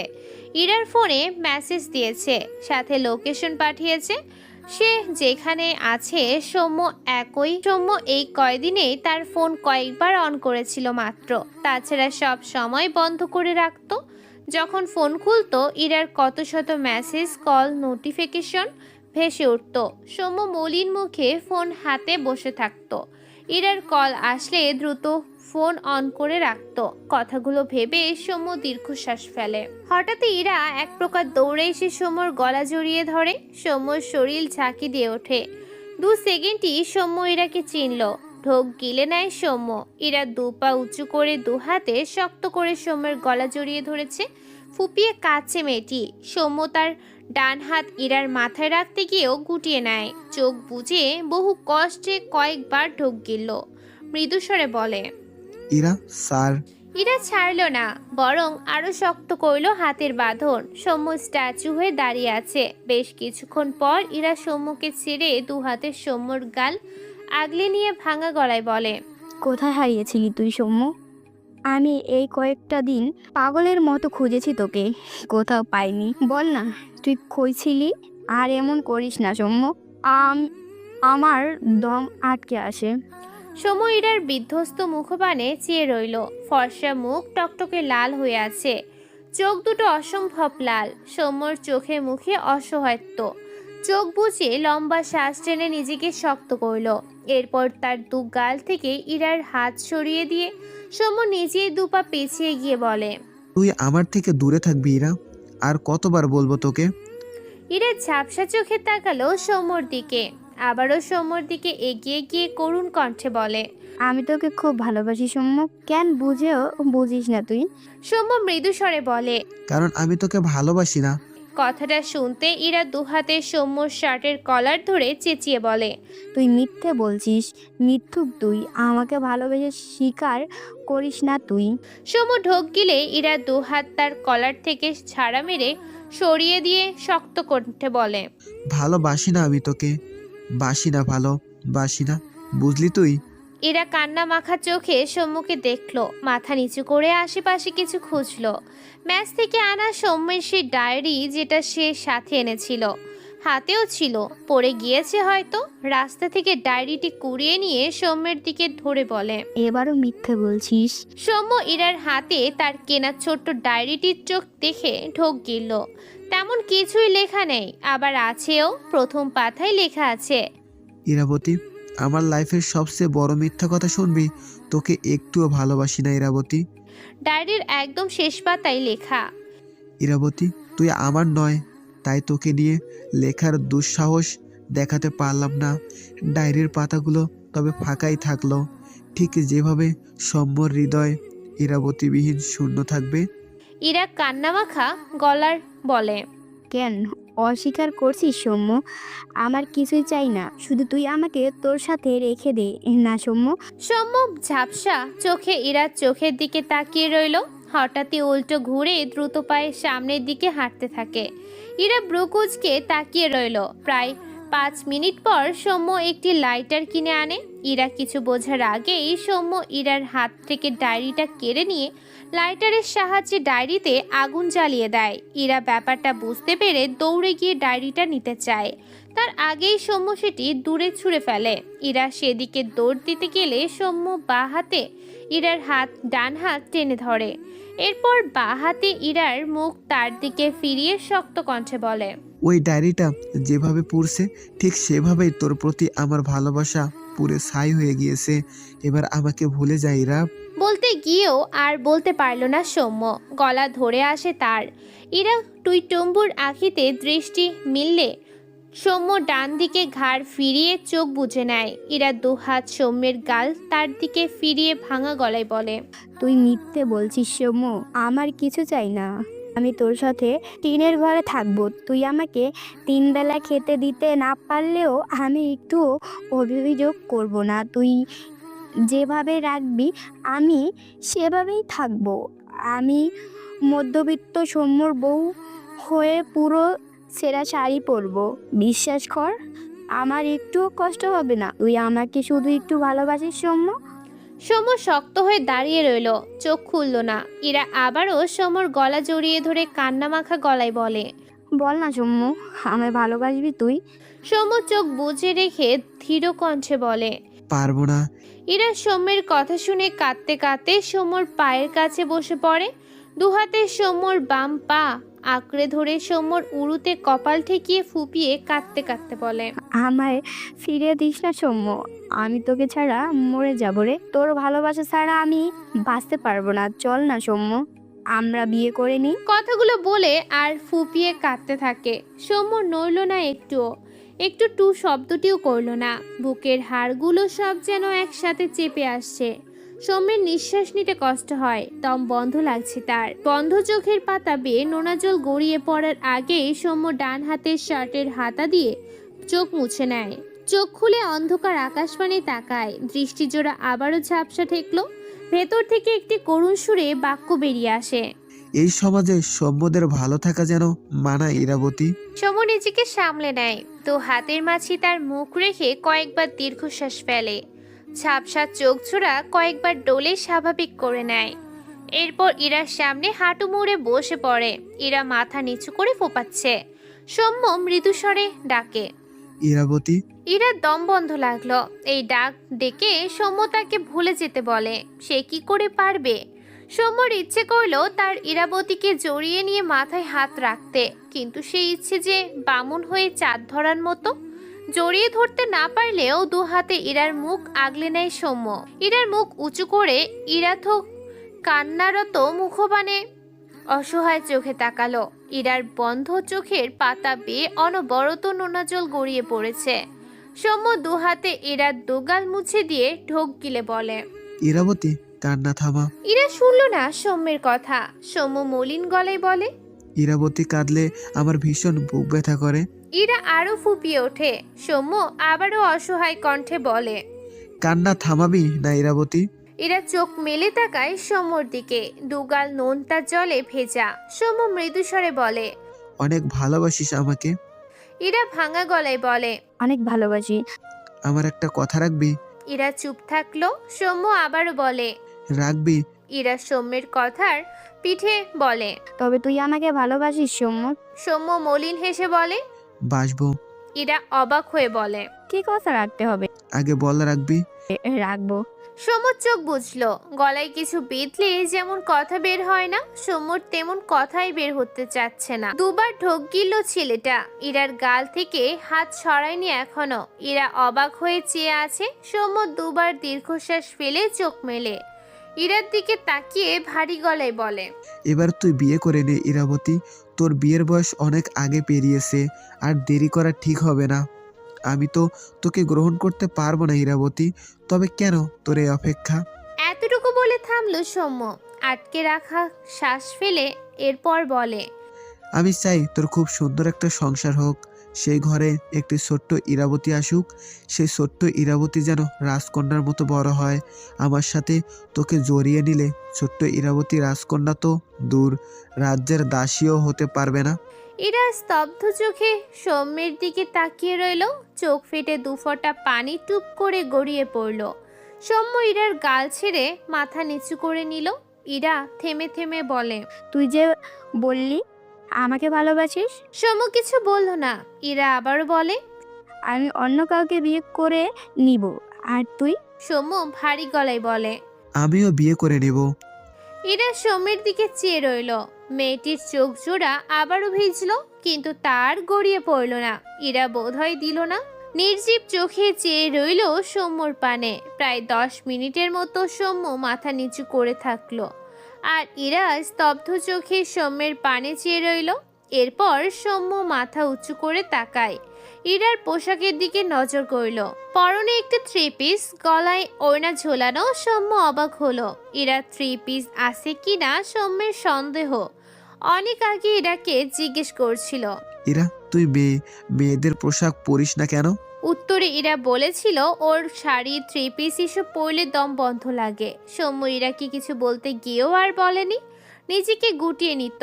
ইরা তো তার নয়। হয়তো ইরার এরকম কারোর সাথে বিয়ে হবে যে ইরাকে এসব পোশাকই পরতে বলবে। আজ হঠাৎ ইরার গায়ে 3 পিস দেখে সৌম্য অবাক হয়। দীর্ঘশ্বাস ফেলে ইরার গলায় ঝুলানো ওড়নাটা পেছন থেকে নিয়ে মাথায় টেনে দেয়। ইরা মলিন মুখে সৌম্যর দিকে চেয়ে আছে। সৌম্য ইরার মাথায় ওড়না টেনে হাত সরিয়ে নেয়। এরপর মৃদুস্বরে বলে, লাস্ট একটা চাওয়া, এইভাবে চলাফেরা করার চেষ্টা করিস, যদি পারিস, ভালো লাগে দেখতে। কথাটা বলে সৌম্য উঠে দাঁড়ালো। ঝাপসা চোখ জোড়া নিয়ে বারবার এদিক ওদিক করে আর পলক ঝাপটায়। এরপর পকেট থেকে ফোন বের করে ইরার বাবাকে কল করে। এই জায়গাটি আসতে বলে দেয়। এরপর ইরাকে ধরে দাঁড় করায়। কিন্তু সৌম্য ইরার দিকে আর তাকালো না, আর ইরা সৌম্যর দিক থেকে দৃষ্টি সরালো না। প্রায় 20 মিনিট পর ইশতিয়াক আহমেদ সৌম্যের বলা জায়গাটিতে আসে। সৌম্য ইরার বাবাকে দেখে বলে, আপনার মেয়েকে নিয়ে যান। ইশতিয়াক আহমেদ ইরাকে এখানে দেখে অবাক হয়, সাথে রেগেও যায়। ইরার উদ্দেশ্যে শক্ত বাণী ছুড়ে দেয়, এসো তোমার পা কাটবো আজ। ইরা তার বাবার কথা শুনলো, কোনো প্রতিক্রিয়া দেখালো না। সৌম্য মৃদুস্বরে বলে, আমার ঘরের চাবিটা। ইরা মাথা নিচু করে রাস্তা থেকে আর ছোট্ট ব্যাগ কুড়িয়ে নেয়। ব্যাগের ভেতর থেকে চাবি বের করে সৌম্যর দিকে বাড়িয়ে দিলে সৌম্য মাথা নিচু করেই চাবিটা নিল ইরার হাত থেকে। ইশতিয়াক আহমেদ ইরার হাত শক্ত করে ধরে উল্টো দিকে এগিয়ে নিয়ে যায়। ইরা তার বাবার সাথে পা মেলায়, তবে মাথা পিছন দিকে ঘুরিয়ে রেখেছে, দৃষ্টি সৌম্যের পানে। ইশতিয়াক আহমেদ দাঁড় করিয়ে রাখা গাড়ির পাশে গিয়ে গাড়ির দরজা খুলে দেয়। ইরা ডান দিকে ঘাড় বাঁকিয়ে সৌম্যর দিকে তাকিয়ে। ইশতিয়াক আহমেদ মেয়ের কাণ্ডে প্রচণ্ড রাগান্বিত, থমকে বলে, গাড়িটা ওঠো। ইরা এবারেও তার বাবাকে কিছু বলল না। সৌম্যর দিকে দৃষ্টি রেখে আওয়াজ করে বলে, 25 বছরের মেয়ে হয়ে 15 বছরের মেয়ের মতো পাগলামি করছি, তোকে অনেক বিরক্ত করছি, পারলে ক্ষমা করিস সৌম্য, ভালো থাকিস। কথাটা বলে সৌম্যর চোখে দৃষ্টি রেখে মলিন হাসল ইরা। এতক্ষণের বহু কষ্টে জমানো অশ্রু গাল বেয়ে গড়িয়ে পড়ল। ইরা সময় নষ্ট না করে গাড়িতে উঠে বসে। ইশতিয়াক আহমেদ গাড়ির দরজা লাগিয়ে ড্রাইভিং সিটে গিয়ে বসে গাড়ি স্টার্ট দেয়। সৌম্য ঝাপসা চোখে চেয়ে রইল ইরাদের গাড়ির দিকে। গাড়িটি ধীরে ধীরে মিলিয়ে যায়। এতক্ষণ তার ইরাবতীর কান্না যতটা না তাকে পোড়াচ্ছিল, ইরা শেষ কথাটার সাথে ওই হাসিটুকু যেন সৌম্যর হৃদয় পুড়িয়ে ছাই করে দিতে উদ্যত হলো। সৌম্য প্রায় 40 মিনিটের মতো স্ট্যাচু হয়ে দাঁড়িয়ে রইল। শরীরের যেন কোনো শক্তিই পাচ্ছে না। কয়েক পা পিছিয়ে আসলে একটি গাছ হাতের কাছে পেয়ে বা হাতে গাছটি আঁকড়ে ধরে। মাথা নিচু করে কয়েকবার ঢোকিল, চোখ বুজে কম্পিত কণ্ঠে বিড়বিড় করে, ইরাবতী, এবার তবে সত্যি ভুলে যাবে আমায়? একটু পর আবারও একই স্বরে বিড়বিড় করে, সৌম্য কখনো তার ইরাবতীকে ছাড়া অন্য কোনো নারীর কথা কল্পনাও করে না, ভবিষ্যতেও করবে না। কিন্তু তুই আজ আমার মন কেন পড়লি না ইরাবতী? সৌম্য আরও 10 মিনিটের মতো গাছে হাত ঠেকিয়ে দাঁড়িয়ে রইল। এরপর উল্টো ঘুরে এলোমেলো পায়ে হাঁটতে থাকে। প্রায় 20 মিনিট হাঁটলে মেন রোডে গিয়ে ওঠে। রোডের ধার দিয়ে হাঁটতে থাকে। কিছুক্ষণ পর সৌম্য রাস্তার ধারে বসলো। দুহাতে মাথার চুল টেনে ধরল। বাচ্চাদের মতো কাঁদতে পারলে হয়তো বুকের জ্বলুনিটা একটু কমতো, কিন্তু কাঁদতে পারে না তো। রিহান এদিক দিয়ে হেঁটে যাচ্ছিল, টিউশনে গিয়েছিল হয়তো। রাস্তার পাশে সৌম্যকে বসে থাকতে দেখে এগিয়ে গিয়ে চিন্তিত কণ্ঠে বলে, সৌম্য, কি হয়েছে তোর? এখানে এভাবে বসে আছিস কেন? রিহানের কণ্ঠে সৌম্য মাথা তুলে তাকায়। সৌম্যর চোখ জোড়া অসম্ভব লাল। রিহান অবাক হয়, নিচু হয়ে বলে, এই, কি হয়েছে তোর? সৌম্য বোবা চোখে চেয়ে রইল রিহানের দিকে। রিহান বোধ হয় বুঝল। মনে পড়ল সৌম্য ইরার থেকে চাবি নিতে বেরিয়েছিল। দীর্ঘশ্বাস ফেলে উল্টো ঘুরে একটি রিক্সা দাঁড় করায়। এরপর সৌম্যকে টেনে রিক্সায় উঠিয়ে সেও সৌম্যর পাশে উঠে বসে। রিক্সা চলতে শুরু করে। সৌম্য নির্জীব চোখজোড়া আকাশপানে নিবদ্ধ করে রেখেছে। রিহান বলে, এতবার ফিরিয়ে না দিয়ে মেনে নিলেই তো হয়, আর কত কষ্ট দিবি নিজেকে? সৌম্য একটু হেসে প্রাণহীন স্বরে বলে, আল্লাহ আমাকে না পাওয়ার স্বাদ গ্রহণ করার ভাগ্য নিয়ে দুনিয়ায় পাঠিয়েছে। পেয়ে গেলে তো ভাগ্যের সাথে মিলবে না। রিহান কিছু বলল না। সৌম্যর মায়ের কথা ভীষণ মনে পড়ল। মায়ের কোলে মাথা রাখা তার খুব বদ অভ্যেস ছিল। মা তাকে বদ অভ্যেস করে দিয়ে এক রাতের আধারে চিরদিনের জন্য হারিয়ে গেল। আজও তার মাথা ব্যথা করছে। তার জন্য কোথাও সুখ লেখা নেই। মা থাকলে মাথায় একবার হাত বুলালে একটুখানি আরাম পেত বোধ হয়। বনু থাকলেও চুল টেনে দিত, কিন্তু তার তো কেউ নেই। সৌম্য আকাশপানে চেয়ে ঝাপসা চোখে বিড়বিড় করলো, মা একবার আসবে? ইরা সিটে হেলান দিয়ে চোখ বুজে আছে। গাড়ির জানালা খোলা, মৃদু হাওয়ায় ওড়নার ফাঁকে চুলগুলো উঠছে। ইরার কানে দুটো বাক্য বারবার প্রতিধ্বনি হচ্ছে, এবার তুই বিয়ে করে নে ইরাবতী, আমিও বিয়ে করে নেব। সৌম্য এতদিন শুধু তাকে বিয়ে করে নিতে বলতো, আর আজ সে নিজে অন্য মেয়েকে বিয়ে করে নিতে চাইলো। তার সৌম্য অন্য মেয়েকে বিয়ে করতে চায়, এটা ভাবতে ইরা নিঃশ্বাস নিতে কষ্ট হয়। ভালোবাসা বুঝি এমনই হয়? বাবার ডাকে ইরা চোখ মেলে তাকায়। গাড়ির দরজা খুলে দাঁড়িয়ে আছে ইশতিয়াক আহমেদ। ইরার ডান হাতে চোখের কোণে লেগে থাকা পানির কণা মুছে নিল। এরপর গাড়ি থেকে বেরিয়ে বাড়ির ভেতরে যায়। দরজা খোলা ছিল। ইরার মা ইরাকে এমন বিধ্বস্ত অবস্থায় দেখে এগিয়ে এসে বলে, কোথায় গিয়েছিলি মা? ইরা মায়ের দিকে একবার তাকায়, এরপর উল্টো ঘুরে তার বাবার দিকে চেয়ে মৃদু স্বরে বলে, মারতে চাইলে মেরে নাও বাবা, পরে যদি সুযোগ না পাও। ইশতিয়াক আহমেদ ইরাকে ধমকানোর জন্য মুখ খোলার আগে মেয়ের এমন বাক্য তাকে স্তম্ভিত করে দেয়। ইরা তার বাবাকে চুপ দেখে মৃদু হেসে বলে, মোট আছে না, প্রবলেম নেই, মোট আসলে ডাক দিও, চলে আসবো।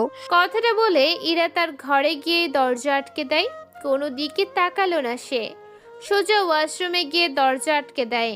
হাতের ছোট্ট ব্যাগ, ফোন সব ছুঁড়ে ফেলে শাওয়ার ছেড়ে দেয়।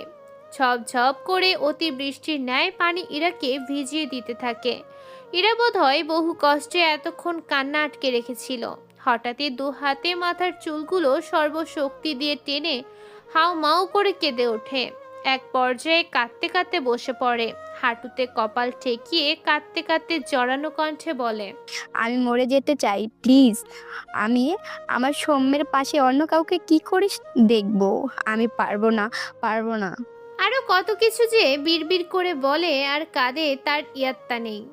পরদিন ঘড়ির কাঁটায় তখন বিকাল 5টা।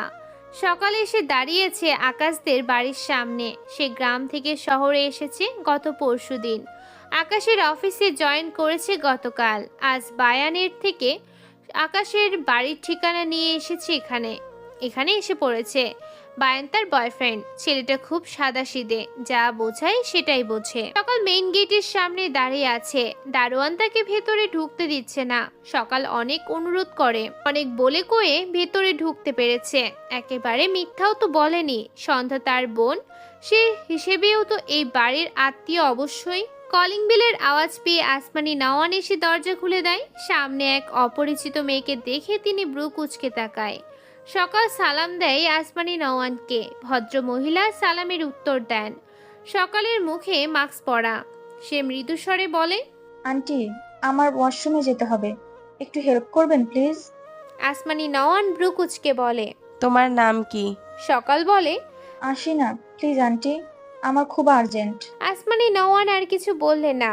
মেয়েটি হয়তো বিপদে পড়ে এসেছে, তাই তিনি সকালকে ভেতরে আসতে দিলেন। সকাল ভিতরে গিয়ে মনে মনে বিশ্বজয়ের করা হাসি হাসে। তখনই সন্ধ্যা তার ঘর থেকে বেরিয়ে আসে। সকাল সন্ধ্যাকে দেখেই দাঁড়িয়ে যায়। সন্ধ্যা নিজেও সকালের দিকে ব্রু কুচকে তাকালো, যদিও মুখে মাস্ক পরা, কিন্তু তার কাছে চেনা চেনা লাগলো। আসমানি নওয়ান সন্ধ্যাকে দেখে এগিয়ে গিয়ে বলে, সন্ধ্যা, ওই মেয়েটা বাথরুমে দেখা দে তো মা। সন্ধ্যা মাথা নেড়ে সম্মতি দেয়। আসমানি নওয়ান সকালের উদ্দেশ্যে বলে, ওর সাথে যাও। তিনি মূলত হালকা খাবার যেমন চা বিস্কুট খেতে দিবেন সকালকে। একজন এসেছে, যতই না চিনুক, খালি মুখে গেলে তার খারাপ লাগবে। সকাল সন্ধ্যার পাশে হেঁটে সন্ধ্যার ঘরের দিকে এগিয়ে যায়। সন্ধ্যা বারবার ঘাড় বাঁকিয়ে সকালের দিকে তাকাচ্ছে। সকাল মনে মনে হাসছে। ঘরে গিয়ে সন্ধ্যা ওয়াশরুমের দিকে এগিয়ে গিয়ে সকালকে দেখিয়ে দিতে চায়। তার আগেই সকাল শক্ত হাতে সন্ধ্যার হাত টেনে ধরে। সন্ধ্যা ব্রকুচকে পিছু ফিরে তাকায়।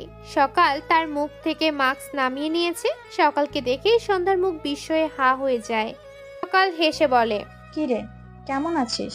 সকাল চোখ জোড়া ছলছল করে ওঠে। নিজের বলতে কাউকেই তো পাশে পায়নি। সেই যে বিয়ের পর এখানে চলে আসলো, তার ভাইটাও আর আসে না, বাবাকেও দেখে না, সৎ মা আর দুটো সৎ ভাই বোন কাউকেই দেখে না। যতই এরা তার সাথে খারাপ করুক, সে তো ছোট থেকে এদের সাথেই বড় হয়েছে। মায়া কাজ করে। সন্ধ্যা সকালকে জড়িয়ে ধরে, সাথে সাথেই সকাল সন্ধ্যাকে ধাক্কা মেরে সরিয়ে দেয়। সন্ধ্যা দুপা পিছিয়ে যায়। সকাল রেগে বলে, তোর এসব চিপকা চিপকে যায় না কেন? অসহ্যকর একটা। সকালের ব্যবহারে সন্ধ্যা অবাক হয় না। সকাল এরকমই করে তার সাথে। এতদিন পর নিজের একটা মানুষকে দেখে সন্ধ্যা খুব আবেগী হয়ে পড়েছে। না চাইতেও চোখ থেকে দুফোঁটা পানি গড়িয়ে পড়ে। সন্ধ্যা আবারও সকালের দিকে একটু এগিয়ে গিয়ে ইশারায় বোঝায় তার সৌম্য ভাইয়া কোথায়। সকাল বিরক্তি কণ্ঠে বলে, তোর এসব হাত পা নাচানাচি করে আমার সাথে কথা বলবি না, বিরক্তিকর। মুখ দিয়ে কথা বলতে পারলে বলবি, নয়তো জোকারের মতো হাত পা নাচাবি না। সন্ধ্যা অসহায় চোখে তাকালো। আবারও চোখ জোড়া ভরে উঠল। সে তো কথা বলতে পারে না, কি করবে? সময় নষ্ট করলো না সন্ধ্যা। দ্রুত টেবিলের উপর গিয়ে একটি কাগজে কিছু লিখে সকালের সামনে নিয়ে এসে মেলে ধরে। সকাল চোখ বুলায়, যেখানে লেখা, সকাল আপু, আমার সোমা ভাইয়া কোথায় একটু বলবে? সোমা ভাইয়াকে আমার এখানে একবার আসতে বলবে প্লিজ। সকাল এবারও বিরক্তি কণ্ঠে উত্তর দেয়, তোর ভাই আমাদের বাড়ি আর যায় না, মরছেই নাকি আল্লাহ জানে। সকালের কথায় সন্ধ্যা বিস্ময় চোখে তাকায়। হাত থেকে কাগজটি পড়ে যায়। বুকটা কেঁপে উঠল। চোখ থেকে টুপটুপ করে নোনা পানি গড়িয়ে পড়তে লাগলো। তার ভাইয়ের কিছু হলে সে কি করে বাঁচবে? সকাল আপু তাকে নিয়েই না হয় বলুক, তার ভাইকে নিয়ে এভাবে না বললে খুব কি ক্ষতি হয়? কথাগুলো ভেবে ডান হাতে চোখ মুছল। এরপর দু হাত জমা করে সকালের সামনে অনুরোধ করে বোঝায়, প্লিজ বলো আমার সোমা ভাইয়া কোথায়। এতটুকু বোঝাতে গিয়ে আবারও চোখ থেকে টুপটুপ করে পানি গড়িয়ে পড়ে। হঠাৎ আসমানি নওয়ান সন্ধ্যাকে ডাকতে ডাকতে এদিকে আসছে দেখে সন্ধ্যা দ্রুত দুহাত নামিয়ে নেয়। দুহাতে মুখ মুছে মাথা নিচু করে নেয়। আসমানি নওয়ান দরজায় দাঁড়িয়ে সকালের উদ্দেশ্যে বলে। সকাল সন্ধ্যার গালে হাত দিয়ে বলে, আন্টি, এই মেয়েটির সাথে কথা বলছিলাম, ভীষণ মিষ্টি মেয়ে। আসমানি নওয়ান মৃদু হাসলো। তার জান্নাত মিষ্টি হবে না তো কে হবে? সকাল মেয়েটিকে তার ভালোই লাগলো, মিশুক মনে হলো। এতটুকু সময়ে কি সুন্দর করে কথা বলছে। তিনি উল্টো ঘুরে যেতে যেতে বলে, আচ্ছা, কথা কইয়া আইসো তাহলে, সন্ধ্যা মেয়েটার সাথে নিয়ে আয় মা। আসমানি নওয়ান যেতেই সকালের চোখে মুখে বিরক্তি ভর করে। সন্ধ্যা কিছু বোঝার আগেই সকাল সন্ধ্যার হাত টেনে একটু আয়নার সামনে নিয়ে গিয়ে দাঁড় করায় সন্ধ্যাকে। সন্ধ্যার পাশে এসে দাঁড়ায়। এরপর আয়নায় তাকিয়ে বলে, শুনলাম তোর সাথে নাকি ওই আকাশ নয়নকে জোর করে বিয়ে দিয়েছে তোর শাশুড়ি মা। আকাশ নয়ন রাজি তো হয়নি, উল্টে তোর জন্য ডিভোর্স পেপার বানাতে দিয়েছে। অবশ্য দিবে নাই কেন? আয়নায় নিজেকে দেখ, গায়ের রংটা কেমন চাপা দেখেছিস? তোর চেয়ে আকাশ নয়ন কত সেট ফর্সা কল্পনা করতে পারবি তুই? আবার কথাও বলতে পারিস না, বোবা একটা। তো আকাশ তোকে ডিভোর্স দিবে না তো কাকে দিবে? আকাশ ডিভোর্স পেপারে সাইন করেছিল, তোকে পেপারটা এনে দিয়ে সাইন করাতো, কিন্তু তার এক বান্ধবী সেটা ছিঁড়ে ফেলেছে, বুঝলি তো? আবারও ডিভোর্স পেপার রেডি করতে দিয়েছে। তা ডিভোর্স হয়ে গেলে কোথায় যাবি ভেবেছিস কিছু? ভাই তো লাপাত্তা। কথাগুলো টানা বলে সকাল থামলো। সন্ধ্যা আয়নায় দৃষ্টি সকালের প্রতিবিম্বের দিকে বিস্ময় দৃষ্টিতে চেয়ে আছে। চোখ দুটো ভরে উঠেছে, যেন টোকা দিলেই ঝমঝমিয়ে বৃষ্টি নামবে। সকাল কথাগুলো বলে ঘর থেকে বেরিয়ে যাওয়ার আগেই বলে, তোকে একটা খবর দেই, আমি আকাশ নয়নের পিয়ে। এটার মানে কি জানিস? আকাশ নয়নের সাথে 24 ঘন্টা থাকবো। এরপর কি হতে পারে বুঝতে পারলি তো? আমি কিন্তু আকাশের চেয়ে আরো ফর্সা, আবার কথাও বলতে পারি। বোবা নই তোর মতো। তোর ডিভোর্সটা হলেই চুটকি মেরে আকাশ নয়নের বউ হয়ে যাব আমি। কই যাবি সেই চিন্তা কর তাহলে, কেমন? কথাগুলো বলে সকাল ঘর থেকে বেরিয়ে যায়। আসমানি নওয়ান সকালকে বেরিয়ে যেতে দেখে বলে, কই যাইতাছো? নাস্তা কইরা যাও। সকাল যেতে যেতে বলে, আন্টি, গুরুত্বপূর্ণ একটা কাজ পড়ে গিয়েছে, আজ আসছি। কথাটা বলে দ্রুত বাড়ি থেকে বেরিয়ে যায়। সন্ধ্যা স্তব্ধ হয়ে দাঁড়িয়ে আছে, পা তোলার শক্তি পাচ্ছে না মনে হলো। দু চোখ বেয়ে ঝরঝর করে নোনা পানি গড়িয়ে পড়ে। সকালের বলা প্রতিটি কথা কানে বাজছে এখনো। সন্ধ্যা ঢোক গেল, ধীর পায়ে ব্যালকনির দিকে এগিয়ে যায়। শরীরটা কেমন কাঁপছে মনে হলো। একটু একটু করে পা ফেলে ব্যালকনির গ্রিল ঘেঁষে দাঁড়ায়। তার ঘরের ব্যালকনি থেকে একদম সামনে থেকে সামান্য ডান দিকে মেইন গেট। গেটের ওপাশে স্পষ্ট দেখলো আকাশ দাঁড়িয়ে আছে। আকাশের পরনে সাদা পাঞ্জাবি, সাদা গ্যাবারিং প্যান্ট। গত বেশ কয়েকদিন যাবত আকাশকে এই পোশাক পরতে দেখেছে সন্ধ্যা। হঠাৎ আকাশের সামনে সকাল দাঁড়ায়। সন্ধ্যা মলিন মুখে চেয়ে রইল, মাথাটা গ্রিলের সাথে ঠেকিয়ে আকাশ আর সকালের দিকে তাকিয়ে রইল। আকাশের সকালকে আশেপাশে খুব সুন্দর মানিয়েছে, কথাটা মিথ্যা নয়, সত্যিই তাদের মানিয়েছে। দুজনের গায়ের রংটা কত উজ্জ্বল। সন্ধ্যা একবার তার হাতের দিকে তাকালো। সে শ্যামলা মেয়ে, আকাশ কেন তাকে পছন্দ করবে? ছেলেরা সব সময় তাদের চেয়েও সুন্দর আর ফর্সা মেয়ে চায়, কিন্তু সন্ধ্যা তার উল্টো। কথাও বলতে পারে না সে তো বোবা। কোনো সুস্থ মানুষ তাকে জীবনে ঠাঁই দিবে না, এটা সন্ধ্যা জানে। আসমানি নওয়ানকে কত নিষেধ করতো প্রথম প্রথম, কিন্তু সে বলতো তার ছেলে মানবে। সন্ধ্যা নিজেকে এই পৃথিবীর সবচেয়ে বড় বোকা উপাধি দিল।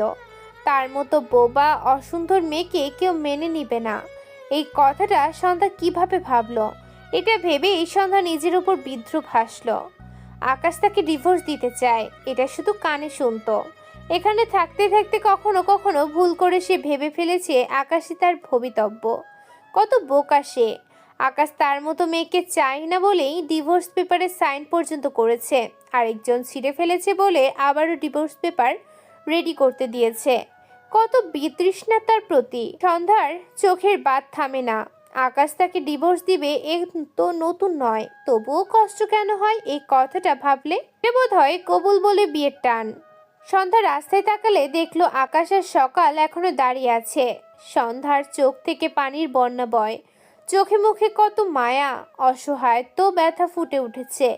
তাকেও দেখতে পায় না। সন্ধ্যা গ্রিলে মাথা ঠেকিয়ে রেখে ওভাবেই চোখ বুঝল। বন্ধ চোখের পাতা বেয়ে অনবরত নোনা পানি গড়িয়ে পড়ে। তার ভাই কি আর আসবে না? কোথায় সৌম্য ভাইয়া? সন্ধ্যার খুব মন পুড়ল ভাইয়ের জন্য। তার ভাইটা ঠিক আছে তো? কথাটা ভাবতেই সন্ধ্যা ফুপিয়ে উঠল। আকাশ এতক্ষণ কলে কথা বলছিল, ইম্পর্টেন্ট কল ছিল। সকালকে দেখে দাঁড়াতে বলেছিল। এখন কল কেটে সকালের দিকে তাকায়। মেয়েটি তার পিয়ের আবার পিয়ে তার বাড়ির কাছে কি করছে সেটাই ভাবছে। অতঃপর বলে, তুমি এখানে কি করছো? সকাল মৃদুস্বরে বলে, স্যার, আমার এদিকে কাজ ছিল, তাই এসেছিলাম। আকাশের ফোন আবারও বেজে উঠলে সকালকে হাতের ইশারায় যেতে বলে। আবারও এখানে দাঁড়িয়ে কথা বলায় ব্যস্ত হয়। রাজনীতির ব্যাপার। সারাদিন বাইরে কাটিয়ে এসেও শান্তি নেই, তবে এটাই তার স্বপ্ন। ভীষণ ভালো লাগা কাজ করে এই সাইডটাই। রিহান ম্যাচ থেকে বেরিয়ে রাস্তার পাশে দাঁড়িয়েছে, টিউশনে যাবে বলে। সৌম্যকে দ্রুত পায়ে এগিয়ে আসতে দেখে রিহান ব্রু কুঁচকে তাকায়। সৌম্য রিহানের সামনে এসে দাঁড়ায়, কিছু বলতে চায় কিন্তু আওয়াজ বের হচ্ছে না, গলা ধরে আসছে। রিহান সৌম্যর কাঁধে হাত রেখে বলে, ঠিক আছিস? সৌম্যর চোখ জোড়া ঝাপসা হয়। হঠাৎই রিহানকে সাপটে ধরে ভাঙা গলায় বলে, বোনের খোঁজ পেয়েছি রিহান। কথাটা শুনে রিহান যেমন অবাক হলো তেমনই খুশি। সৌম্যর পিঠে দুবার চাপড় মেরে বলে, আলহামদুলিল্লাহ। সৌম্য রিহানকে ছেড়ে দু হাতে চোখ ডোলে স্বাভাবিক করে নেয়। রিহান বলে, আমি যাব তোর সাথে। সৌম্য গলা ছেড়ে বলে, প্রয়োজন হলে ফোন করব। আপাতত তুই টিউশনে যা, আমি এদিকে যাচ্ছি, এখান থেকে বেশি দূর নয়। কথাটা বলে সৌম্য একটি রিক্সা নেয় তার গন্তব্যে পৌঁছাতে। আকাশ কলে কথা বলা শেষ করে গাড়ি গ্যারেজে রেখে গাড়িতে কলিং বেল চাপলে শিমু এসে দরজা খুলে দেয়। আকাশ ভেতরে প্রবেশ করতে করতে বলে, ঘরে এক গ্লাস শরবত সহ 1 প্লেট ভাত দিয়ে যা এক্ষুনি। শিমু দরজা আটকালো। আকাশ সিঁড়ি বেয়ে উপরে উঠতে নিলে আসমানি নাওয়ান কঠোর স্বরে বলে, আকাশ দাঁড়াও। মায়ের কণ্ঠে আকাশের পা থেমে যায়। কণ্ঠস্বরে বুঝতে পারল তার মা রেগে আছে। আকাশ চিন্তিত হয়। রাগ হওয়ার মতো সে কি করেছে কিছু? সে গতকাল বৃষ্টির মধ্যে বেরিয়ে অফিসে গিয়েছিল, এরপর অফিস থেকে আনিকার বাড়িতে গিয়েছিল, সকালে সেখান থেকে আবার কাজে ছুটেছে, আজ বাড়ি ফিরল, এই জন্য রেগে আছে নাকি? ভাবনা রেখে আকাশ তার মায়ের সামনে গিয়ে বলে, কি হয়েছে মা?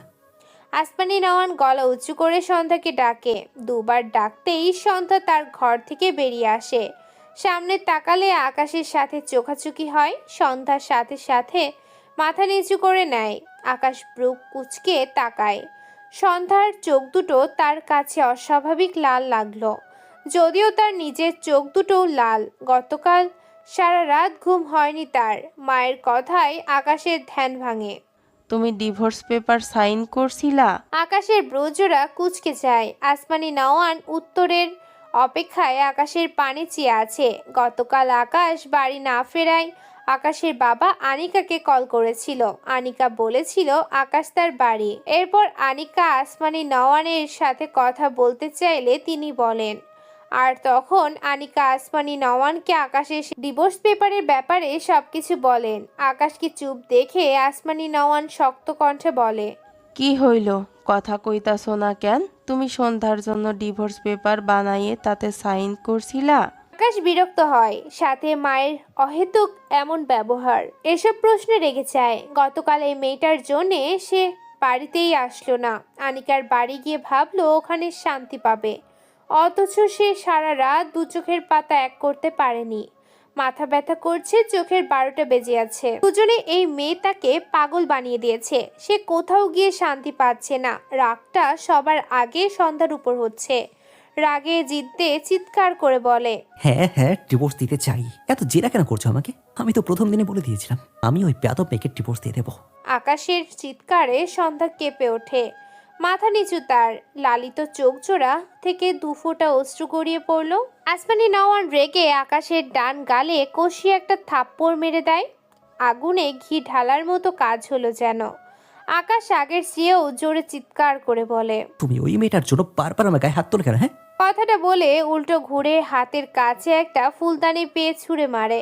ফুলদানিটি সন্ধ্যার পাশ ঘেঁষে ভেঙে চুরমার হয়ে যায়। সন্ধ্যা মাথা তুলল না, নড়ল না, মাথা নিচু নীরবে অশ্রু বিসর্জন দেয়।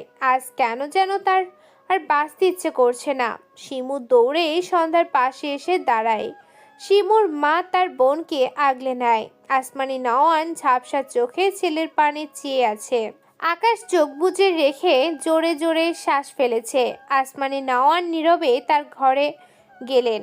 কয়েক সেকেন্ডের মাঝেই আবার বাইরে বেরিয়ে এলেন, তার ফোন হাতে। এরপর কাউকে কল করে ফোন লাউডে দেয়। কয়েক সেকেন্ডে কল রিসিভ হয়।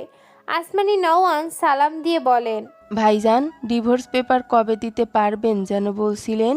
ওপাশ থেকে উত্তর আসে, 15 দিন পর। আসমানি নওয়ান বলেন, আচ্ছা ভাইজান, পারলে আর একটু দ্রুত দেওয়ার চেষ্টা করবেন। আসমানি নওয়ান আর ফোনের ওপারের ব্যক্তির কথোপকথনে প্রত্যেকে বিস্ময় দৃষ্টিতে তাকায় ভদ্র মহিলার দিকে। সবচেয়ে বেশি অবাক হয় আকাশ। সে বাকহারা হয়ে যায়, তার মায়ের দিকে চেয়ে আছে। সন্ধ্যা এবারও মাথা তোলেনি। মেয়েটি আজ যে পরিমাণ কেঁদেছে, এত কান্না যে কবে কেঁদেছে তার মনে পড়ে না। চোখ দুটো ব্যথা করছে, তবুও চোখের বাত থামলো না মেয়েটার। আসমানি নওয়ান কল কেটে দেয়। গতকাল আনিকার কাছে সব শোনার পর সাথে সাথে তিনি নিজেই আকাশের বাবার পরিচিত লোকের সাথে কথা বলে সব ব্যবস্থা করতে বলেন। ভদ্র মহিলা দীর্ঘশ্বাস ফেলে আকাশের উদ্দেশ্যে বলেন, আমার জান্নাত ফেলনা নয়, তোমার ডিভোর্সের ব্যবস্থা আমি নিজেই কইরা দিলাম। কথাটা বলে আসমানি নওয়ান তার ঝাপসা চোখ জোড়া ডান হাতে মুছে নেয়। আকাশ ঢোক গিলল, সামনে দাঁড়ালো, সন্ধ্যার দিকে একবার তাকালো। যার মাথা নিচু, সন্ধ্যাকে দেখতে পায় না আকাশ। বেশ কিছুক্ষণ পর সন্ধ্যার দিকে দৃষ্টি রেখে মৃদুস্বরে বলে, আমাকে বোঝার জন্য থ্যাঙ্কস মা, অনেক বড় উপকার করলে। এবার আমি এই যন্ত্রণা থেকে মুক্তি পাবো। সন্ধ্যা কান্নার তোড়ে কেঁপে ওঠে, টান হাতে পরনের শাড়ি খামচে ধরে। হঠাৎই বাড়ির কলিং বেল বেজে উঠলে আসমানি নওয়ান নিজেকে সামলে এগিয়ে গিয়ে দরজা খুলে দেয়। সৌম্য আসমানি নওয়ানকে দেখে মৃদুস্বরে সালাম দেয়। আসমানি নওয়ানের চোখে মুখে কিছুটা বিস্ময়, সেভাবেই সালামের উত্তর নিলেন। সৌম্য সাথে সাথে বলে, খালাম্মা, এই বাড়িতে কি সন্ধ্যা নামের কেউ আছে? সৌম্যর কথাই আসমানি নওয়ানের চোখে আগের চেয়ে 1000 গুণ বিস্ময় ভর করে। কাপা কণ্ঠে বলে, তুমি সন্ধ্যাকে বাবা? সৌম্য আসমানি নওয়ানের চোখের দিকে তাকালে অবাক হয়। ভদ্রমহিলার দু চোখ ভর্তি পানি, যা একটু আগেও ছিল না। মনে হচ্ছে তাকে দেখে কাঁদছে। সৌম্য এসব রেখে মৃদুস্বরে বলে, জি, আমি সন্ধ্যার বড় ভাই। কথাটা শুনতেই আসমানি নওয়ানের মাথাটা কেমন চক্কর দিয়ে ওঠে। সৌম্যর লাস্ট কথাটা বেশ জোরে ছিল। প্রত্যেকে সৌম্যর কথাটি শুনতে পেয়ে দরজার দিকে তাকায়। সকলের চোখে মুখে বিস্ময়। সন্ধ্যা তার ভাইয়ের গলা একটু একটু পেয়ে ধীরে ধীরে অনেকটা এগিয়ে এসেছিল। লাস্ট কথাটা জোরে বলাই সাথে সন্ধ্যা সামনে তাকিয়ে সৌম্যকে দেখে বিস্ময় চোখে তাকায়। কোনো দিকে না তাকিয়ে এক দৌড় দেয়। আকাশের সাথে ধাক্কা খেয়ে মেয়েটি পড়তে গিয়েও নিজেকে বাঁচিয়ে নিয়ে দৌড় দিয়ে তার সৌম্য ভাইয়ের বুকে ঝাঁপিয়ে পড়ে। সৌম্যর শরীর ঝাঁকি দিয়ে ওঠে। সন্ধ্যা 2 হাতে সৌম্যকে জড়িয়ে ধরে ফুঁপিয়ে ওঠে।